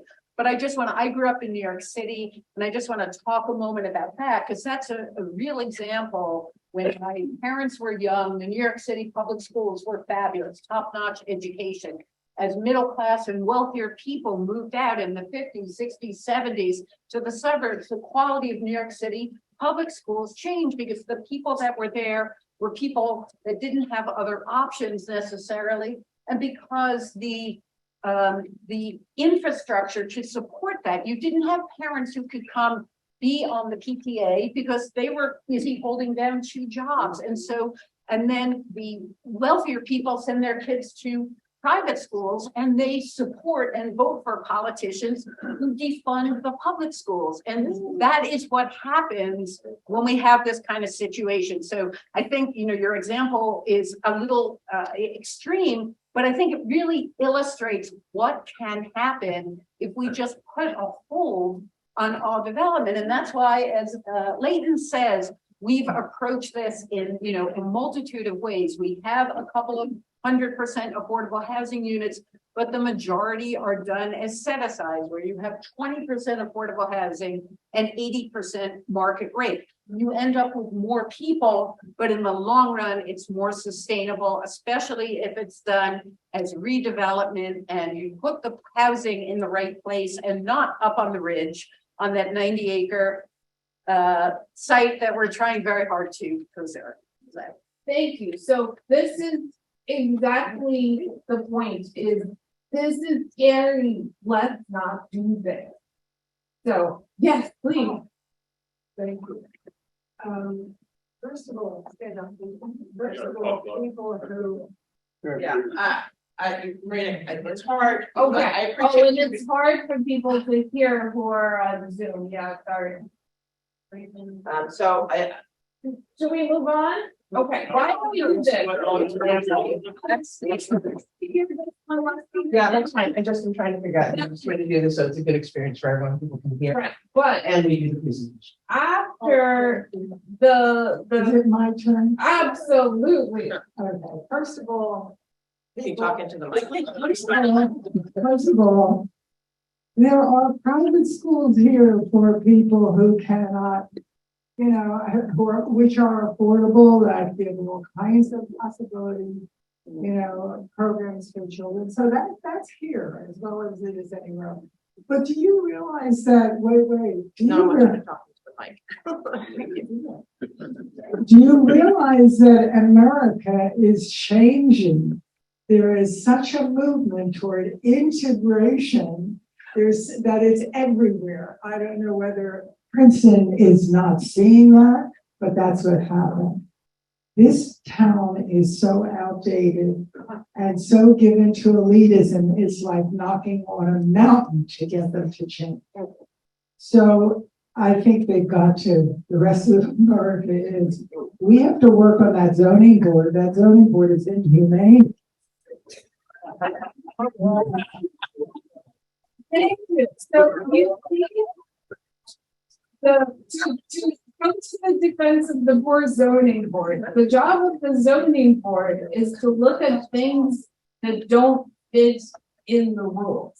They don't make the rules, right? So what we actually need to advocate, and remember, it's not them, it's us. So what we all could do is we could bring our emotions, and we can bring our feelings, and we can bring our ideas and advocate for the right things to be happening. So whenever stuff, hold on, that's 1 second. So whenever things come and new proposals are made, when you think, oh, I don't want any new development, I want to stop all new things happening. You just need to think about the consequences of inaction that we don't think about. And those consequences are dire. And you just either you say something and I repeat in the microphone, or people can't hear you. Well, I just want to say something that I think needs to be said. 100% affordable housing isn't evil, okay? It isn't terrible. Yeah. 100% affordable housing. 100% affordable housing is not evil, and it's not terrible. Yes, it's part of what we have to do. And let's remember that someone like Libby, who just spoke, lives in one of our communities, Princeton Community Housing. I have the best apartment I've ever had in my life. It's part of the strategy to solve this crisis. It shouldn't be shunned or ostracized as a wrong approach. And sometimes it's the appropriate approach. We also support integration of housing throughout the town, and we're working on that. But let's not say 100% affordable housing is bad, because that's wrong. That's a really good point, because what 100% affordable housing allows to happen is the support.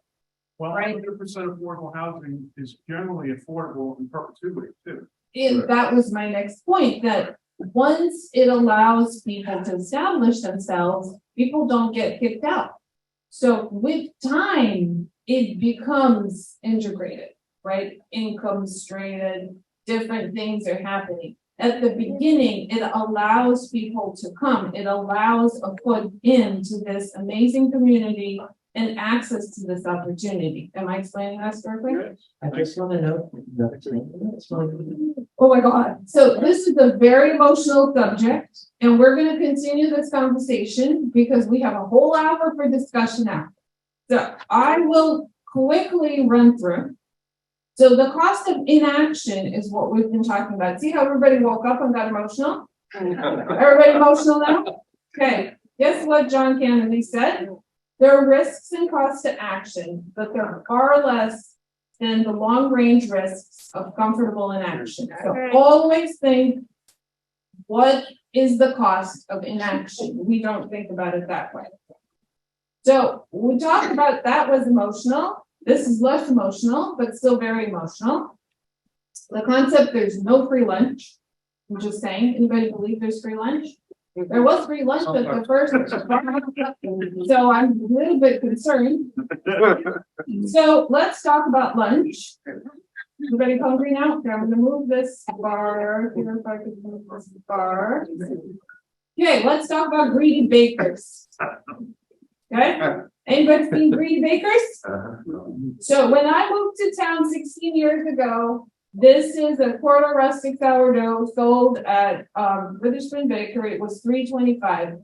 It's on the front page of their website. It is yummy. We're all going to get hungry right now thinking about it.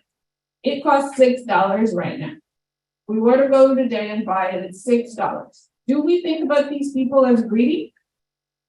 No, we think these are local business owners. They pay employees who work for them. We gotta support our local business owners. Right? Oh no. What about this? So my husband used to order this. It's mixed grill from Ephes. Used to cost $20 until recently. We could all eat it for dinner. It's awesome. You just grab it and you go. So recently my husband goes and he has like a pre-selected order. So he clicks. He's like, what's wrong with this picture? It's $30. My husband's like, what? I'm not buying this. Right? Okay. So are we calling these restaurant owners greedy? No, they're business owners. They're trying to survive in this market. They're doing their best, right? Their local jobs. Look, they're providing a wonderful service. Guess where this is going? Anybody can guess? What about real estate developers? Why do we think that we have greedy real estate developers? Are they not local business owners? Well, we have a lot of them, and they are business people. They employ people in this town. They have to pay rent. They have to pay salaries. But we do not hesitate calling them greedy developers. Josh. Wait, actually, Reggie's had his hand up for a while. Good morning, everyone. Good afternoon. My name is Reggie Wright. I am the housing manager for Princeton Housing Authority. And this is a great opportunity to hear a lot of different views and get the concept of kind of where the town's going.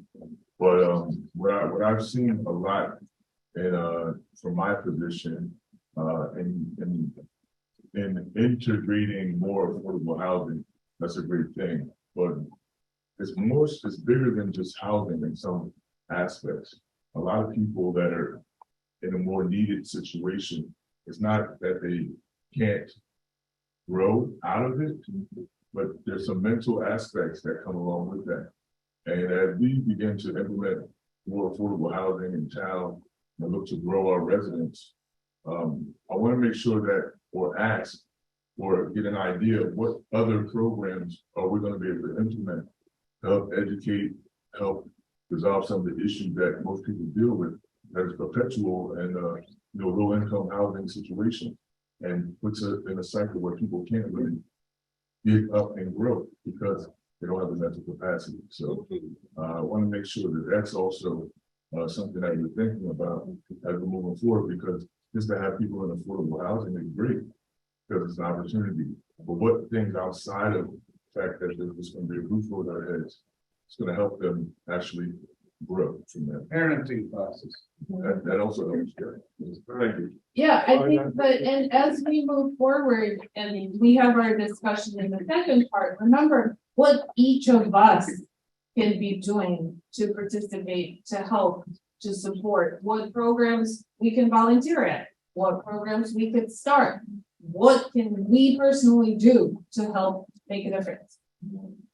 Fern? Oh, sorry, Fern, I'm gonna come. Josh, I'm gonna go. Yeah. So I think the problem here is that, and I can say I'm an architect and a developer, and I've done presentations. And I think the problem isn't about thinking that real estate developers or people who are building things in town are greedy. I think the problem is that it's the stories that are being told in advance of what's getting done. So take, for example, the ADUs, the perception and the story that was pitched to the town was that this was going to create an opportunity to have affordable, and I wouldn't necessarily classify it as affordable, but let's say more cost-effective housing in town. And the reality is the ADUs, many of them that have been built, have not been geared towards middle-income families, but rather to higher families. And the $1 million home is really not a middle-class home, in my opinion. And I think that many of us have been lucky to live in town for 20 years, like myself. And in that time, we've grown our wealth and we've increased our opportunities and we've transitioned from what is perceived as a middle class family to the upper class family. And I think the problem right now in town is there's a big gap between what is cost effective and what the buildings are costing. Right, so I think I would talk about this, and we'll talk about this during the discussion. It's a two-part question. So one is, and this is partly why the greedy developer question, the language that we use to talk about things makes a huge difference, right? And this is why Rich's presentation in the beginning was very important, because we need to build a common vocabulary so we can agree that we call things and we all understand that that word means the same thing. Right? So Rich's argument was that a family with an income of $165,000 is the missing middle, and they could afford, two teachers could afford to buy this house. So that's what we should probably discuss in our next conversation. But your point is very well taken. The stories that we tell and the vocabulary that we use, and that's why we come together as a community to talk about this, is absolutely critical, because some people say the same exact word, but it means something entirely different. So when we have this conversation, we can hash out, not in the zoning board hearing where you get 3 minutes to speak, and come to an agreement, or come to say this word is going to mean this to us, so that we can all speak the same language, right? So before Kim kills me, I'm not going to turn though. Fern. Yes, I just want to say real quick, agreeing with Reggie on the mental capacity and the idea that we're not doing generational cycles of 4 generations that's ended up still in affordable housing. That it should be something that, if it starts out affordable, that we're teaching them to go higher in life. Absolutely. Peter, could you hold your comments? Hold on. So to talk about going back to, we just looked at the scenario where we pretended nothing would get built, and it was not a pretty picture. Nobody liked it, everybody got really emotional. So what do we need to do? We actually do need to build more housing, and it has to be both affordable housing in all its forms and market rate housing. And by definition, people who do that, there just happen to be both developers. So we need these people. So we need to understand, what is their thinking process? How do they make their decisions? How do they decide do a project or don't do a project? So this is my attempt at understanding developers. Maybe, we have some developers in the room. Hopefully they'll jump and say. Can you name any good ones? Yeah.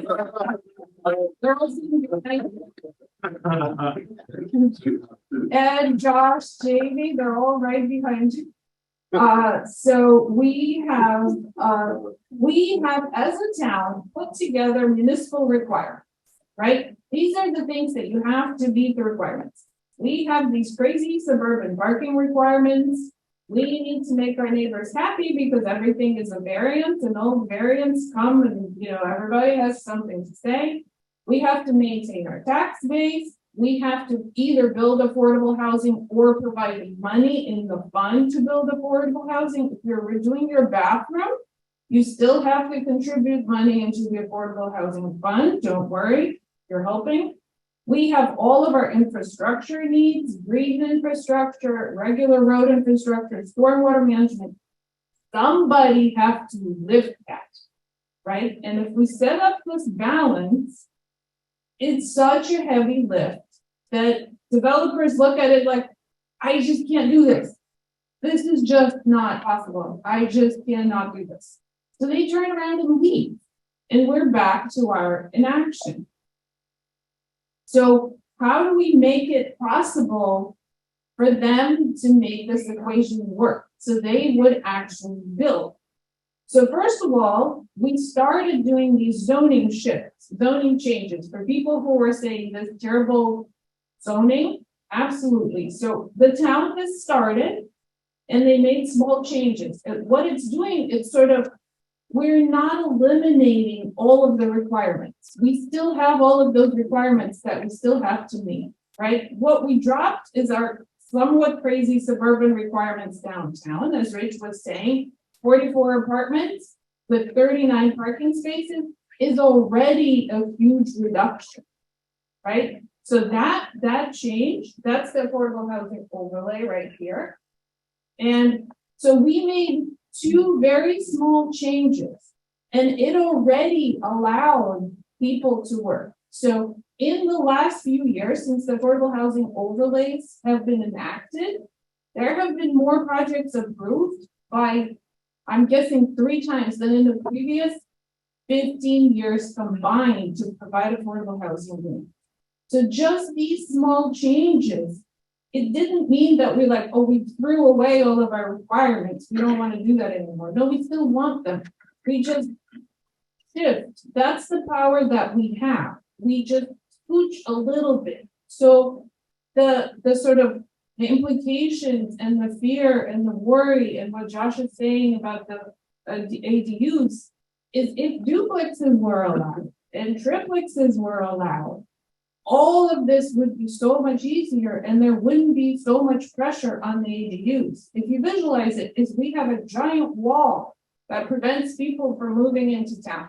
Like imagine this dam and it's holding up all the water that's behind it. Who wants to come here? And we make a teeny little hole to allow ADUs. Imagine all the water that it's trying to get through that hole, right? If you make more openings, it will be so much easier and it will relieve the pressure on that one thing. So here we come, density, and she's saying, I'm about to speed up. Okay, I'm about to speed up. This is going to be fast. So we just all agree that density is kind of necessary, right? But is it any kind of density? No. So talk about language. I am trying to say that what we need to do is not any density. This is for those who came late. My childhood home. I really, truly hope this is not going to happen in Princeton, right? I do not want to live in a house with shared kitchen and shared bathroom anymore in my life. I have done that. I don't want to do that anymore. But I also think that we could do a little bit better than 1 block from Nassau Street. This is a little bit low density for me. We could do a little bit more than that. So I think we need to be somewhere here. And to define this terminology, I'm just going to give it a name and call it lovable density. It's the density that we could all love, get behind, and figure out what are the principles and parameters that will make it the great place that we all want to be. So I'm going to go back the Constitution and say only the type endowed by its designers with certain intrinsic qualities will succeed in creating lovable places to live. And we hold this truth to be self-evident. Not all density is created equal. And I would argue that among these qualities are light, liberty, and pursuit of happiness. So this is going to be relatively fast. So light, let's talk about light. So when we have light coming into spaces, we can have smaller spaces feel larger. So these are 2 children's rooms.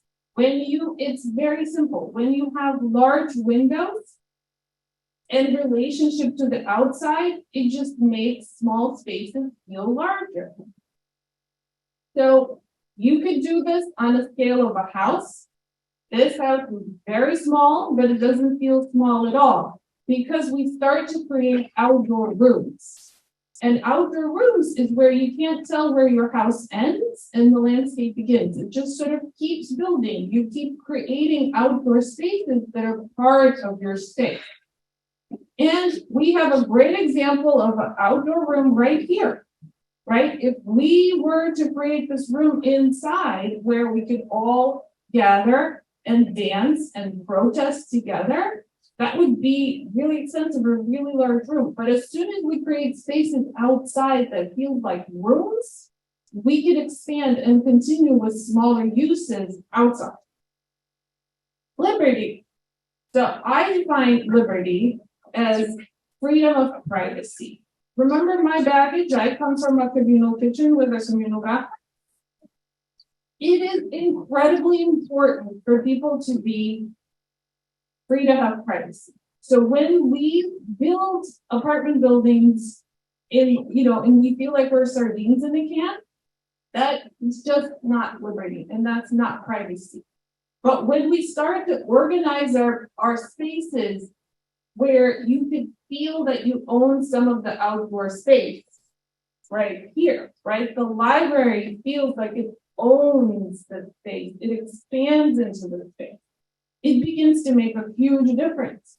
So you could live one block from the Arts Council and nobody could see this, but you could carve out little courtyards inside of your buildings that they're not buildings, they're outdoor spaces, but they grow the small spaces inside to feel larger.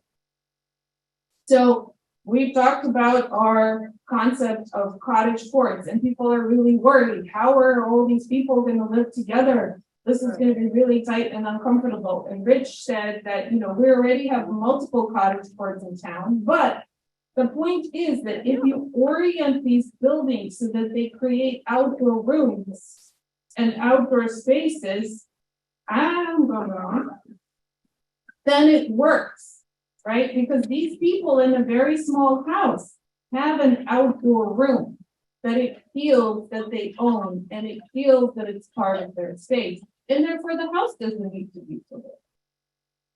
So then, pursuit of happiness. When we design spaces, I really hope that we create places that inspire. And they don't need to be giant cathedrals. They could be small moments that allow us to do other things in our life. Now we all need Zoom rooms, right? A place where it doesn't add so much square footage, but something that you can work from home. And you could just make a staircase a little bit wider, and there's your play space. So it's multifunctional places that are inspiring. And then sometimes you put spaces, attics. You never know what people are going to do, right? You have an attic, people are going to have an office in the library, or you design a spa and then people are starting to have business meetings there because it's just a wonderful place. They're like, wow, it's just places that inspire, stuff starts to happen.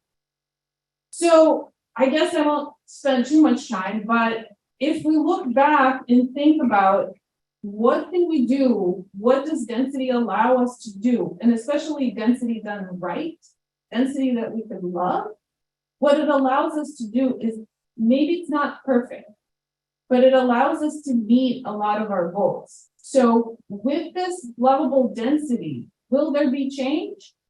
Yes, there will be change. But some of it is actually positive change because we're not building new roads. We're densifying. We're finding hidden spaces like hidden parking lots, hidden things right here where we're already developed. And that allows us to save the emerald necklace. We wanted the same number of cars. Are we going to have fewer cars? No, we're not going to have fewer cars until they do something more drastic, invent self-driving or something. But at least we won't have new roads, right? And we will have better storm management, way more bikers, way more walkers. So other opportunity for other mobility. So children, as we come together and as we allow more people to help build our schools and establish, protect, and support this educational system that not only supports the current students that we have, but has the capacity to bring in and help other people as well. So we wanted to reduce crazy housing prices. How did we do? I am guessing we're not going to reduce housing prices, but we will still have plenty of homes for the affluent. That's not going away. But by creating other options. Right now, we just don't have any other options. We have single family homes. That's about it, right? We have so few apartments that are condos that one could purchase, so that one could enter into the housing market and be protected against the crazy rent increase. We don't have those options right now. And then crazy taxes. I don't know if you heard, but taxes never go down. I'm told. But what we could do is we could start thinking, what are the mechanisms, especially the question was, as my taxes go up, what do I do? Can I, set aside a portion of my home and rent it as an accessory dwelling? Can I build a smaller thing, move into the smaller thing, and sell my house to pay off said tax? We start creating other options to help people manage the crazy taxes. There I am. Okay, almost there. So my kids have gone to Princeton public schools, and what they were told is that practice doesn't make perfect. Practice makes progress. So it's not going to be perfect. We're going to make mistakes, and we're going to get emotional, and things are going to go wrong. But at least we're moving forward, we're practicing, and we're making progress. And the last image I wanted to show you is, this is the picture of my house in the magazine when it won all sorts of work, right? This is what I thought my house would look like. Okay? This is my reality, right? This is for real. This is my son. He's got stuff going on. Same place, exactly same thing going on. It is messy, but it's also beautiful. It's the difference between theory and practice is unfortunately a lot bigger in practice than it is in theory. So we're just going to practice and make mistakes, but what we're going to talk about next is what can we all do together? What can I do to help? What can I do? How can I help? Where can I go? Where can I speak? What can I propose? How can I support people who need help? So maybe we need a little break, or we go straight into questions. So thank you. Thanks. Thank you, Marina. What I love so much about it is this remembering that this is not just on council people, just on the developers, this is a community of problems that only be solved with everyone in the community contributing to helping us solve it. So you asked if we do Q&A. You did a lot during the program, and I know that Matt is going. So why don't we go to Matt, and then I think there's going to be discussion. Let me do some stuff.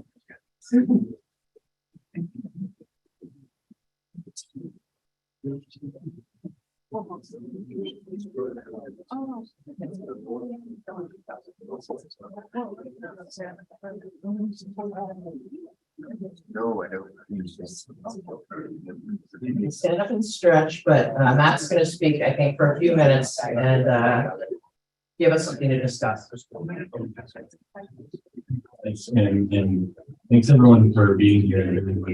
I could listen to that. I would be so happy because he's such a great guy. Really.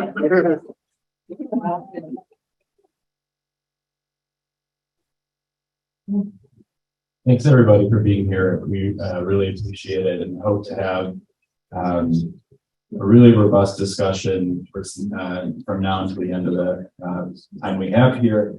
And just by way of recapping, I wanted to give us a roadmap of what we've talked about and where we'll go with this conversation. So Rich did a great job of giving us a tour of what missing middle housing is and what it could look like, especially in Princeton. Marina did a good job of illustrating the costs of the status quo that we're facing and what we might be able to achieve together. And I thought, I think this is useful for our panel right now.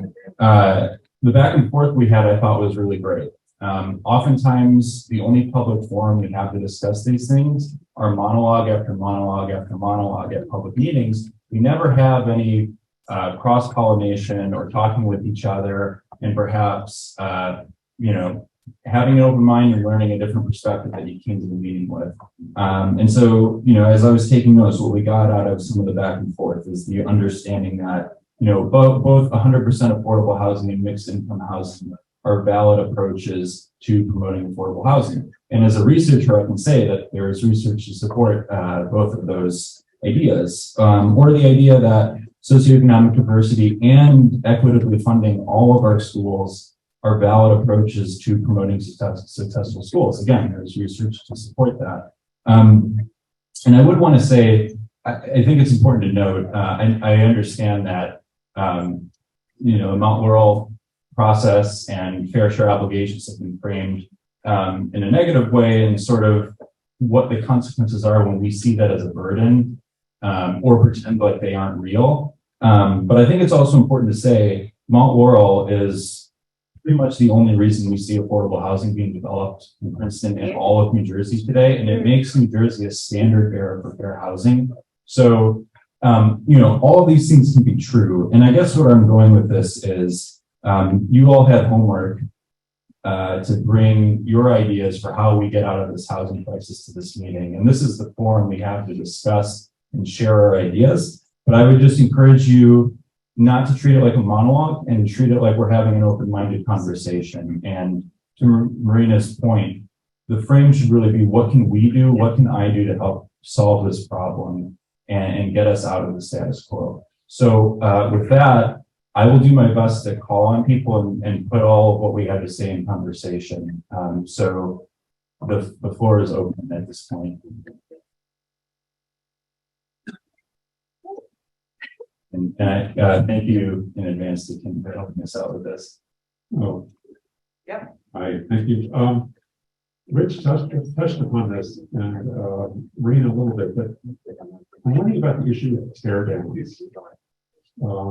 Everywhere in Princeton, seems like every week I drive by, you tear down, and to tear down a smaller single-family home to replace it with a much larger single-family home, by definition, exacerbates the crisis of fewer affordable homes for people in our town. So, what can we do about that? Well, if I may, could I put you on the spot and see if you have ideas about that? I mean, the portion of this talk is, what are the ideas that we have to say, we've identified an issue, tear downs that are happening throughout Princeton. So perhaps there are ideas in the room from folks, all of us here, what might we be able to do about that? It doesn't have to be a perfect solution, but the idea is we can start generating some ideas that might be valid approaches. I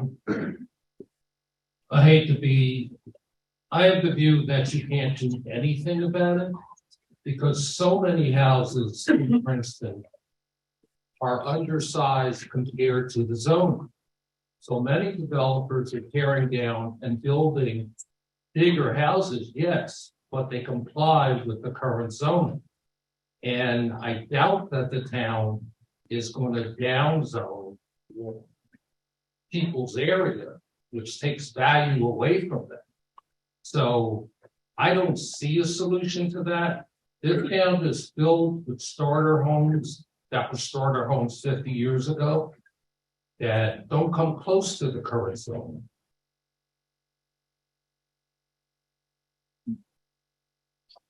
Yes. So I'd like to take this to a somewhat more general level. And I was impressed by the person who mentioned earlier that the school board and the town are really working separately and sometimes at cross purposes. I'm thinking of Marina's presentation, which I found inspiring and beautiful and opening up the world in a way. And as I think about what's happening to the children and the school board, I see that we have two levels at which we talk. We talk about the most affluent, and in the case of the schools, the private schools and the parents who want to go into advanced courses for their children. And on the other hand, those who need more help, who get little help at home sometimes. And the population is bifurcated, as is true for the housing. as is true in a number of other ways. And while we're talking about the middle, the affordable middle, the desirable middle, we have to satisfy people at both ends. And we have to work in the schools, both for those parents who want the best education for their children with advanced courses, and at the other hand, those who, for various reasons, do not get the help that they need, do not get the push toward a different life that they need. And I see that parallel both in the school board and in the housing and in the town as a whole. We have to be welcoming for the diversity that has been mentioned, for people not amalgamating them into one middle, although perhaps that tendency should be there also, but to work at all ends so that there is a population at both ends. And a lot of what Marina said before resonates with me as in the part where she said that we can't just have affordable housing everywhere, and we can't just have the affluent everywhere. But on the other hand, we have to have a welcoming atmosphere for a much greater diversity than we have right now. Thank you. And so just to try to organize the conversation, well, go ahead. Well, just as I don't want to make this an educational forum, but I think Maria, your presentation was terrific. The aspect of the challenging question on the school and income was, I think one thing that should be mentioned is that the two of middle and upper income and quality of school are very, very tied. They benefit each other.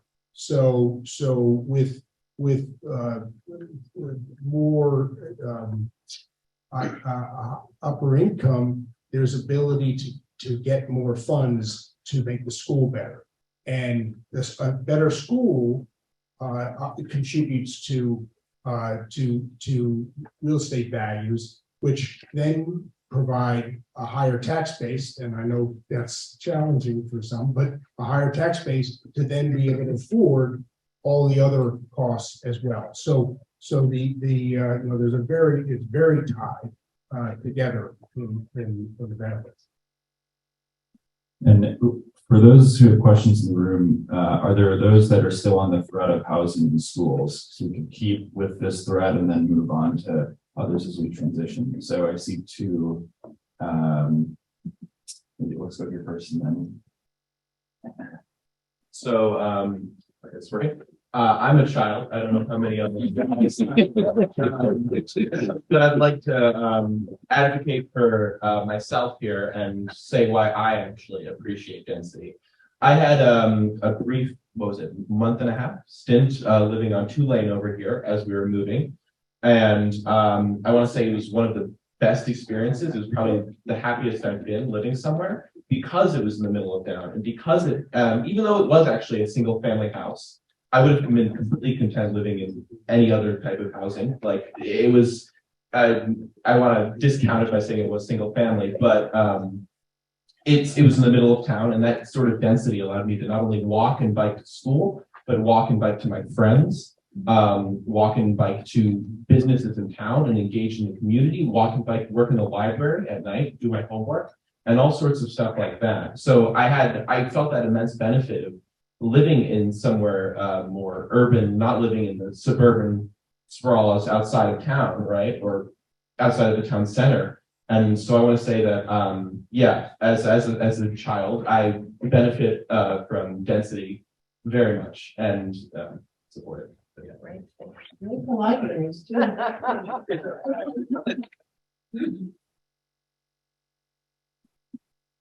Thank you. I grew up in a affordable house and lived there for 14 years. My mother paid $14 some month rent. Later on in my career, I went to work the middle second when one of the biggest real estate developers in the 1960s in the southwest urban rural area. Since living in Trenton for the last 20 years, I followed the traces of affordable housing here. And I come to the conclusion that the biggest problem with affordable housing in Princeton is the opportunity for poor people to get into such housing. Now, when you look at how the organization is set up, Princeton is 10% of the population of Mercer County. But the way affordable housing works, it's handled by one organization, and they will not allow poor people who live in Princeton to apply first for the affordable housing. The result of that is that you get people from all over the world applying for affordable housing in Princeton. The problem we have is that we're beautiful, we're attractive. But the problem with affordable housing is that the Supreme Court decision needs to be reviewed so that people actually have an opportunity for affordable housing according to population density and according to the amount of space available. The Supreme Court doesn't care. If they cared, they would have done it correctly. They set it up. Right. That's what you We have a the graph that you showed with middle and high income people and increase in affordable residents implies that in a not too distant future that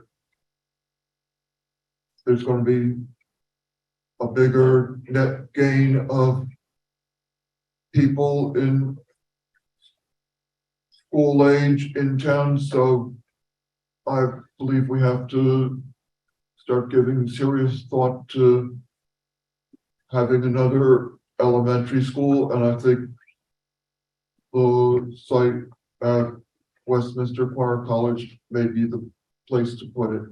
Thank you. Thank you for that. We have Kate here and then some in the back as well. Thanks, Matt. Marina, I really appreciated your thoughtful process of unintended consequences of doing nothing. What I'd like to say about preference, there is a preference in town, in our region. So we are region 4 of the state, and the preference can be for people who work or live in region 4, but it's not limited to people who already live and work here in town.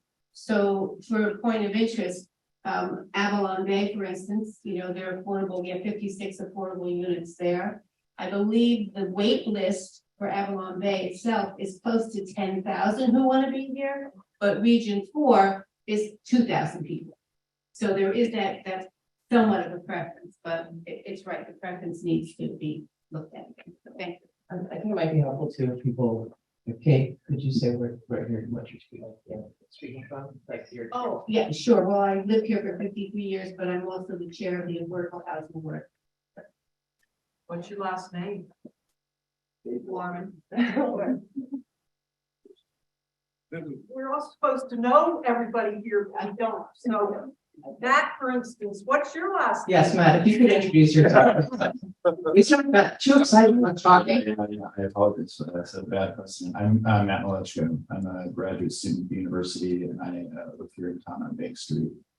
And you work in the eviction lab, so this is. Yes, I study affordable housing. Everything we talk about is what I spend it's my vocation as a researcher, and I work the research assistant in the eviction lab, and I am a colleague with you on the affordable housing board. Great, this is terrific.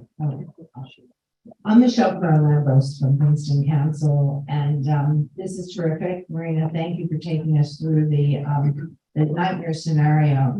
I got a couple of points I want to make, going back to the, the income disparity in terms of the school-age children, and, I just wanted to mention too, I think it's the resources that middle-income housing would bring. It's not just if you have the disparity between the very wealthy homeowners and then the renters in affordable housing, and you don't have any middle-income housing stock, or you're very little and you're squeezing that out, you're losing the resources that pay for the schools, for the sewers. God knows we need to put a lot of money into those, to the potholes, streetscapes, and so on. So I just wanted to bring that point up.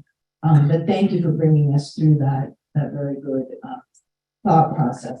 And I just want to mention too, when we're talking about housing prices and housing stock, it's the land value, right? It's the value and the desirability of our town.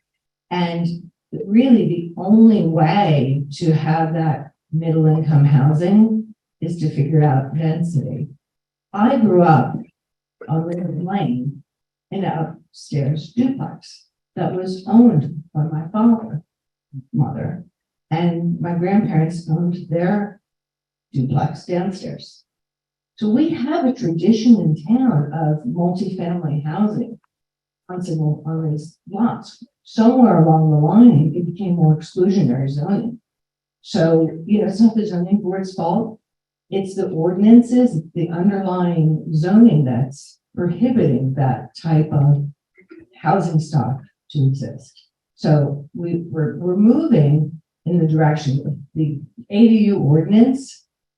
It may not be creating all the middle income housing that we need, but it also provides a revenue source for the people that need to have some income that helps them stay here and age in place. And maybe that small unit could be something that could be purchased as a starter home. And by the way, our ADU ordinance is extremely progressive.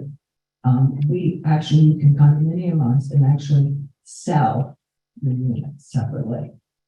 So that helps create that generational wealth and start filling that generational wealth gap. So, there's a lot here to unpack. It's really wonderful that you're bringing this up, and I just really came to listen, but I wanted to clarify and bring up a few points.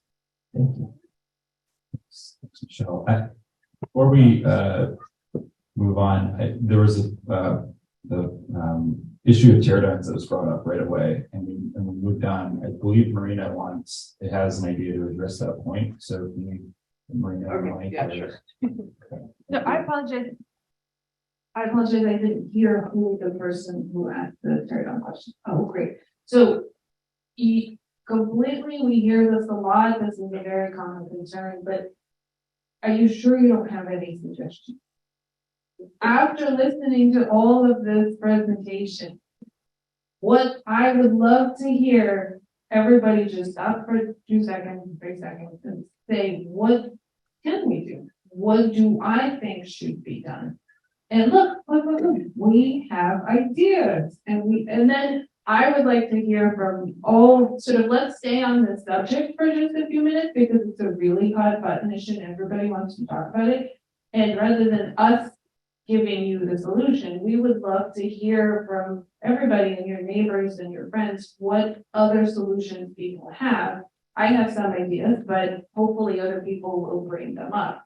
Yeah, let's talk about it. Let's not just hold on. Yeah, let's vote. Go on. Okay, Valerie? So, I listened to Michael and I think he's right, that we're gonna have tear downs. There are properties where it doesn't make sense to try and rehabilitate the existing house. The example that we saw in the beginning of the house that was the small house that was torn down and is now trying to be sold for some millions of dollars. That house is in my neighborhood. I'm very familiar with that property.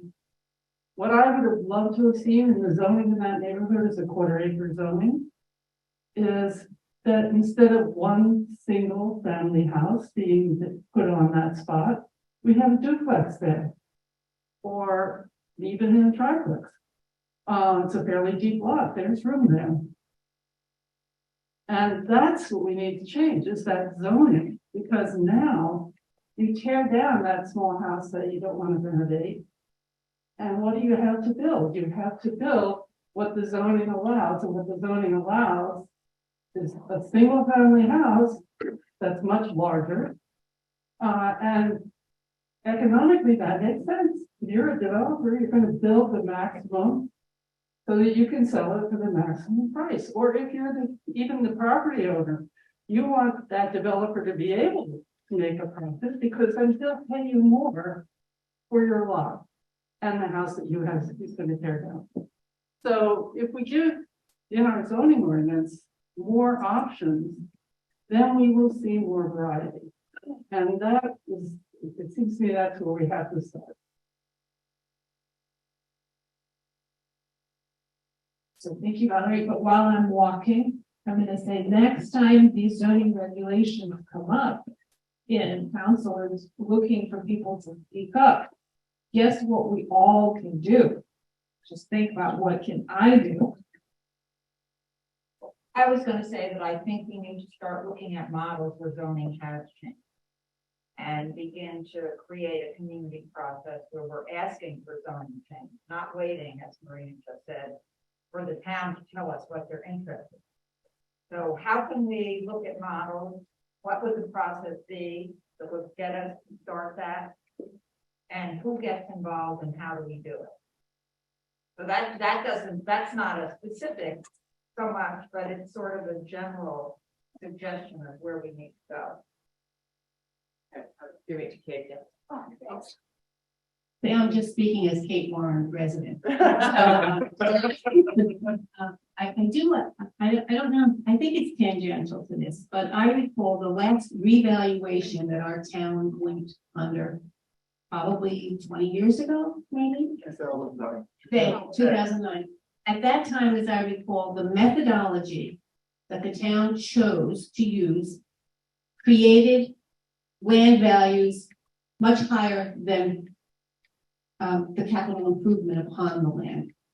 And so my question to the town, or thought maybe thinking about, is I'm sure the reevaluation is coming up again because it's mandated by law. No? Yeah, we do it. We have to provide this. We're not doing. Oh, well, so that's too bad, because I was thinking maybe we could go back to a different methodology, you know, where the land wasn't so out of touch with what was upon it. And I think that's part of the problem here, that the land is so much more valuable than anything that sits on it.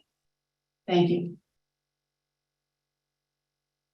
So a couple things, like what Catherine said in terms of precedent or examples of benchmarking. I mean, Princeton's fairly arrogant in terms of thinking they're unique, but there are a lot of great towns around the country that examples have been set. You can pull from, you don't have to model it exactly around one town. It's just you can pull things, and there are a lot of terrific new planners out there throughout the country that have experience and can show the benefits of urban planning. Second thing is going back to the one house versus 3 units on a property. You know, I mean, a developer is going to sort of certainly incorporate costs, but if there's a demand, I mean, the demand is changing, and one of the demands that's happening out there is, you know, and Marina showed examples of it. You can take less space, and you can make up for it in light, in more efficient layouts. You know, there's been a huge advancement in how we live, and that doesn't necessarily mean bigger. So from a standpoint, the developer's going to respond to the market, and the market is for that type of space. 3 units versus one large one. They're going to do that. Yeah, I've got someone up front. Tom Pinio. I am both a greedy developer and vice chair of the housing initiatives of Princeton. On the tear down point, I think tear down is a pejorative term that speaks more to the outcome than the act of removing that building. So we know we can accomplish a few things, and I think this is where we need to tie everything back to Rich's last point. What is the city all about? And zoning. So if we can, the model that we talked about, density, we might all agree that that is actually a teardown because it hasn't served the question of what is the city all about. What if we thought differently, had different zoning, and we deconstruct that house, providing some job training? What if we recycled up to 90% of the materials and put something that serves the question, what is the city all about? And that serves better zoning. So, following up on some of the last comments, I think that zoning is critical, and I'll point out a couple of items with regard to that. But I think it also gets into our master plan, and I think Princeton's master plan, as it currently exists, is flawed in a number of ways. Just look to last week's planning board meeting when they're looking to put an affordable overlay on Witherspoon Street, and even though they had previously approved an affordable overlay of greater area, they spent 2.5 hours. In the end, they finally advocated for it, but the whole point of the conversation was that they felt it was against our current master plan. And I think that that's where this all starts. We're in the master planning process right now, and that process should be opened up. More of us should be able to get voices into that process and engage. I know there's a meeting coming up this week. I would encourage everyone to join that. The problem starts with the master plan. So as an example of problematic zoning, R4 zoning, where I live, requires that you have a lot that's 12,000 square feet. I think something like 75% of the lots that are in the R4 zone don't meet that 12,000 square foot requirement. 6,000 square feet for R4. You're right. Well, okay, I might be off on that, but I also know that a two-family, maybe it's a two-family requires more. Yes. Requires more than 12,000, so it's not just doubling. And the larger you get, you go to a multifamily in that zone, you're again penalized. And it should work the other way. There should be an incentivization. A street like Jefferson, which is primarily two-family homes, and everybody, go there on Halloween, it's amazing. Everyone considers it one of the most beautiful streets in town, but it is two-family homes. It doesn't mean that it's going to make anything aesthetically less pleasing in our town. We should be incentivizing 2- and 3-family dwellings. And then I think that, and part of the problem with that whole thing comes to the way we calculate density. We don't calculate density on the number of occupants or the number of bedrooms like most municipalities in New Jersey do. We base density on the number of habitable rooms. So if you have a living room, a dining room, a den, each one of those counts towards your density. So, by the time you put a 2-family home in there and you want to have a dining room and a living room for each of these, you've already exceeded the density requirement. So how we calculate the density is also a problem. And I guess, so that's the R4 zone. And then in some of our more dense zones, I would argue that, and I know Bob Hillier has a really wonderful presentation on this, that we should be encouraging micro units, right? Right now, we have an issue with immigrant communities in our town living in some of what we would say are more, I'll put it in air quotes, affordable buildings. And the reality is there are 2 and 3 people who are living in a single bedroom, sometimes up to 4 people living in a room, that's a fraction of the size that it should be. And the problem comes down to when you look at, a developer comes in and wants to develop a site, all of a sudden they are somebody who's evil, they're going to be displacing people. But the reality is we have the ability to create zoning that encourages things like micro units, which would then make those units on a per square foot basis have value to the developer. and on a rentable basis, have value to the people who are in need of that housing. And at the same time, be legal, as opposed to right now, there's just, you know, problematic housing, let's just say, throughout town. Thank you. Hi, I'm Bill Moran. I was born here. I've lived on Wiggins Street, my family, for since 1985 in 3 locations, all of them multiple family homes. If you don't know Wiggins Street, it's almost exclusively multi-family homes. I think there's maybe one that isn't. One that was torn down, the tear down issue was on the corner of Jefferson. Barsky turned that one dwelling into 4 dwellings. So the density continues to face on Wiggins Street. Is that good? It's good for me. Darryl? Hi. So I'm been looking at building an ADU in my property. I have a 1/4 acre on Robert Avenue. And what's stopping me is the huge expense and investment that this would require, which is not just the building itself, but it's all the permitting, all the legal work, all the permits that are going to have to be obtained, creating a condominium, blah, blah, blah, blah. The ADU ordinance is a fantastic step towards creating the right kind of density as it's been discussed before. But I think we need to go one step further. I would suggest that we go one step further with helping create models that would facilitate the process. And this has been already started in places like California, where the municipality creates prefab models of ADUs that are pre-approved. So you don't have to start recreate the wheel every time an ADU permit or an ADU application goes to the planning board. And so also creating a network of builders, attorneys, and financing institutions that would provide affordable loans for this kind of construction.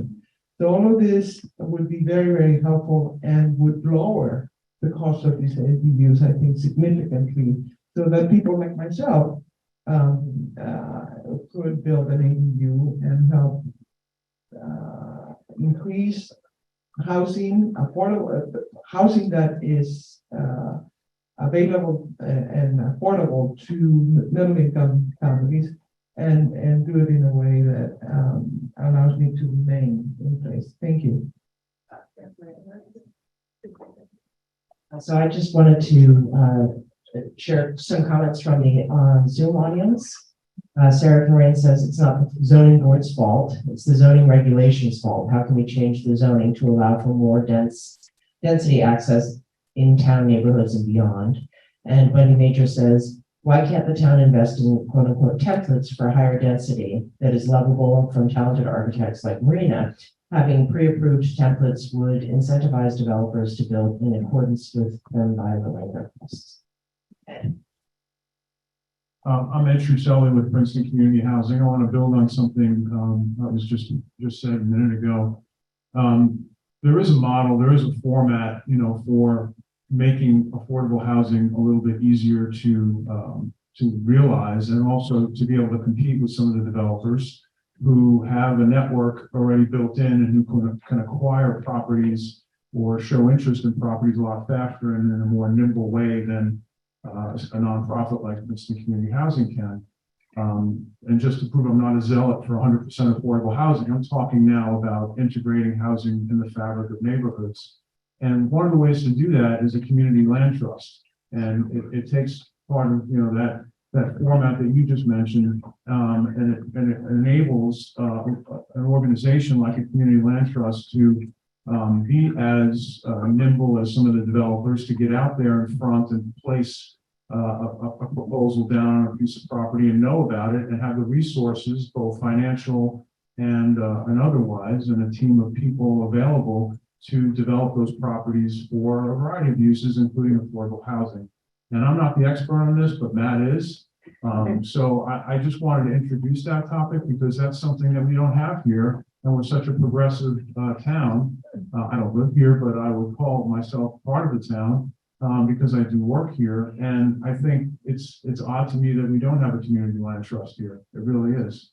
Sorry, did you say what your job is? I'm sorry, Executive Director of Princeton Community Housing.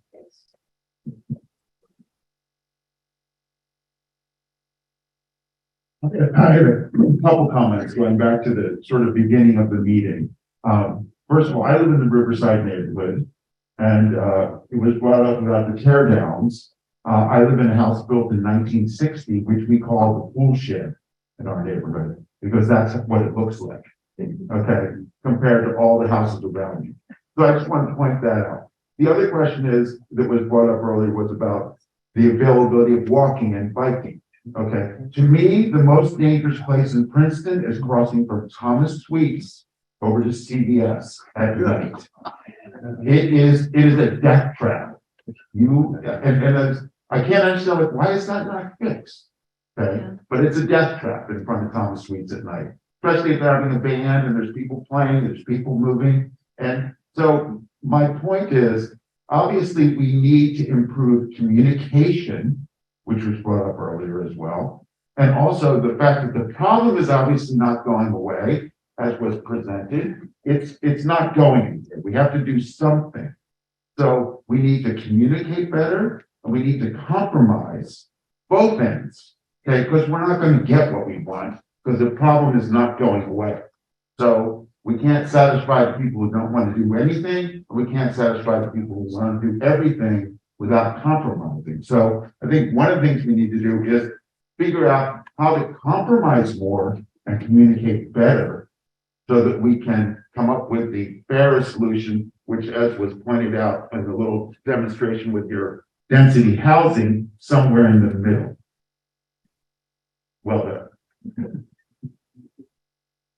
Yeah, hi, my name is George Stein, and I happen to be an alternate member of the zoning board of adjustment, just speaking here on my own behalf. I would like to see sort of two action things possibly come out of this meeting. One of them would be, in effect, a task force of the council to create zoning that will permit duplexes, maybe triplexes, and also to examine the cottage court concept and see how that can be integrated in a lovable living way within this township.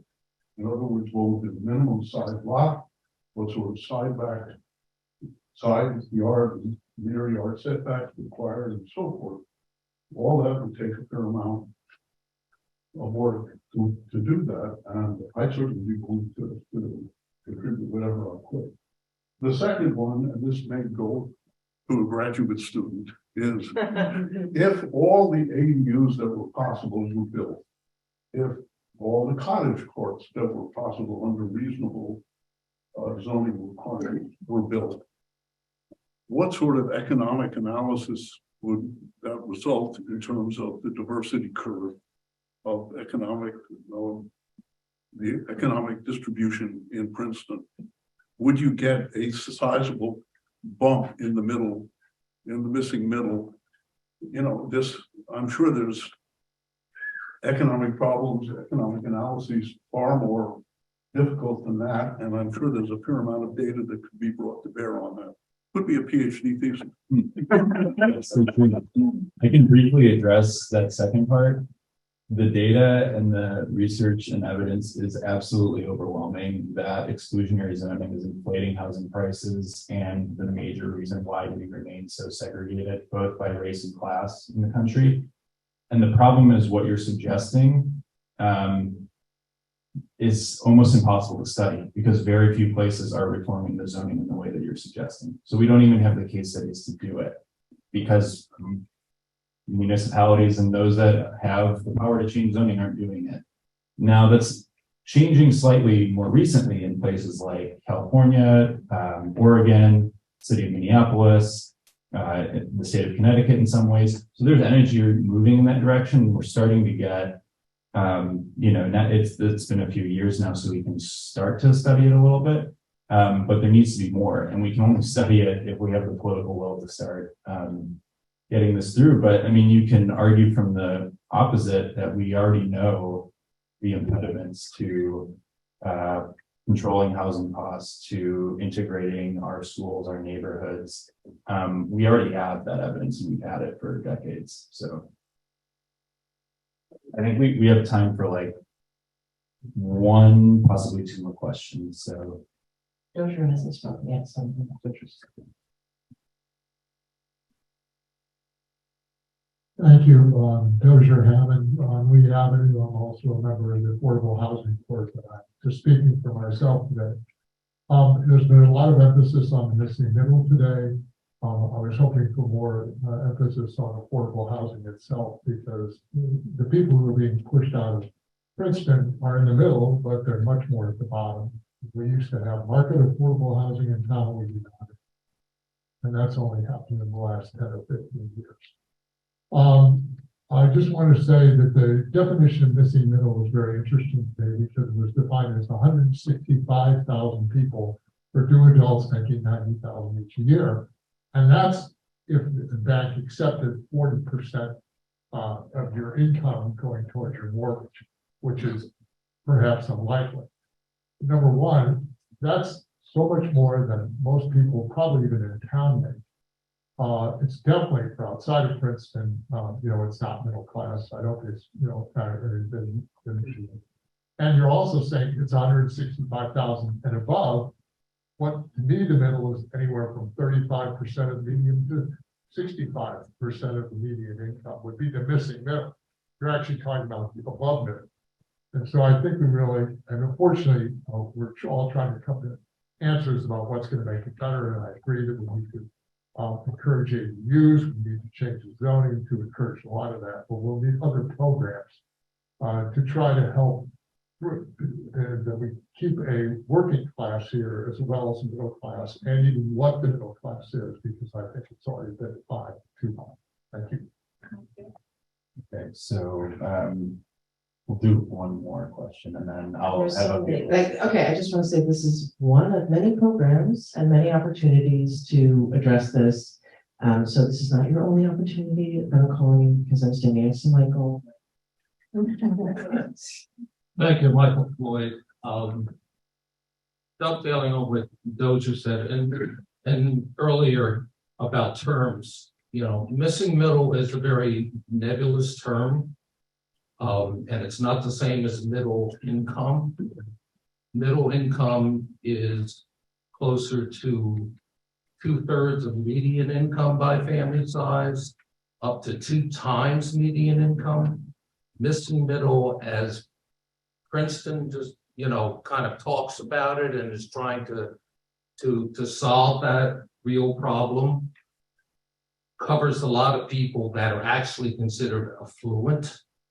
So as you try to solve that problem, and it's so wide with the extra people that are above middle income, it's hard to solve the problem. Now, in a free society, you can't really zone to only help people making 2 times median income. So think about what are the solutions for the true middle income, and not try to deal with people that are way above that you're still having in the missing middle. And lastly, I support, changing zoning like was discussed. I've spoken about it before, to duplexes and triples.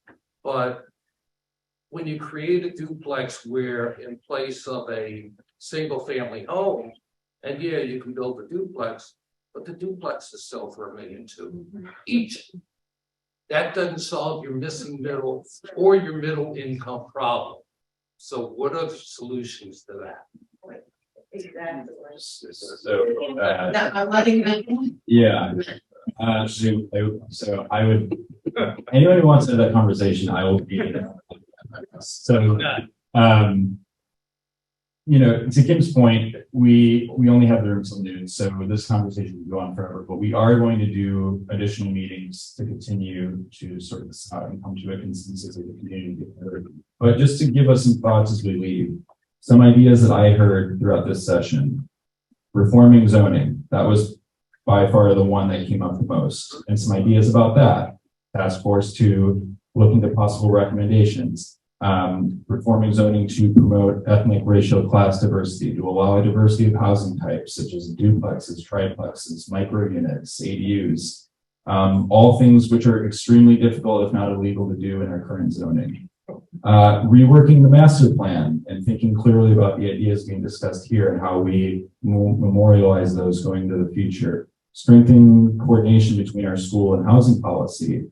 Public programs or public-private partnerships to promote innovative housing models such as deed-restricted affordable ADUs or community land trusts.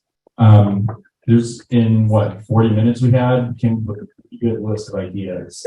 And so keep thinking about this stuff, keep marinating on it, because we're going to have further opportunities to continue to discuss this. And I know we got to vacate the room, but I and perhaps others will still be out in the lobby to continue the conversation. So again, thank you everyone for being here. We really appreciate it.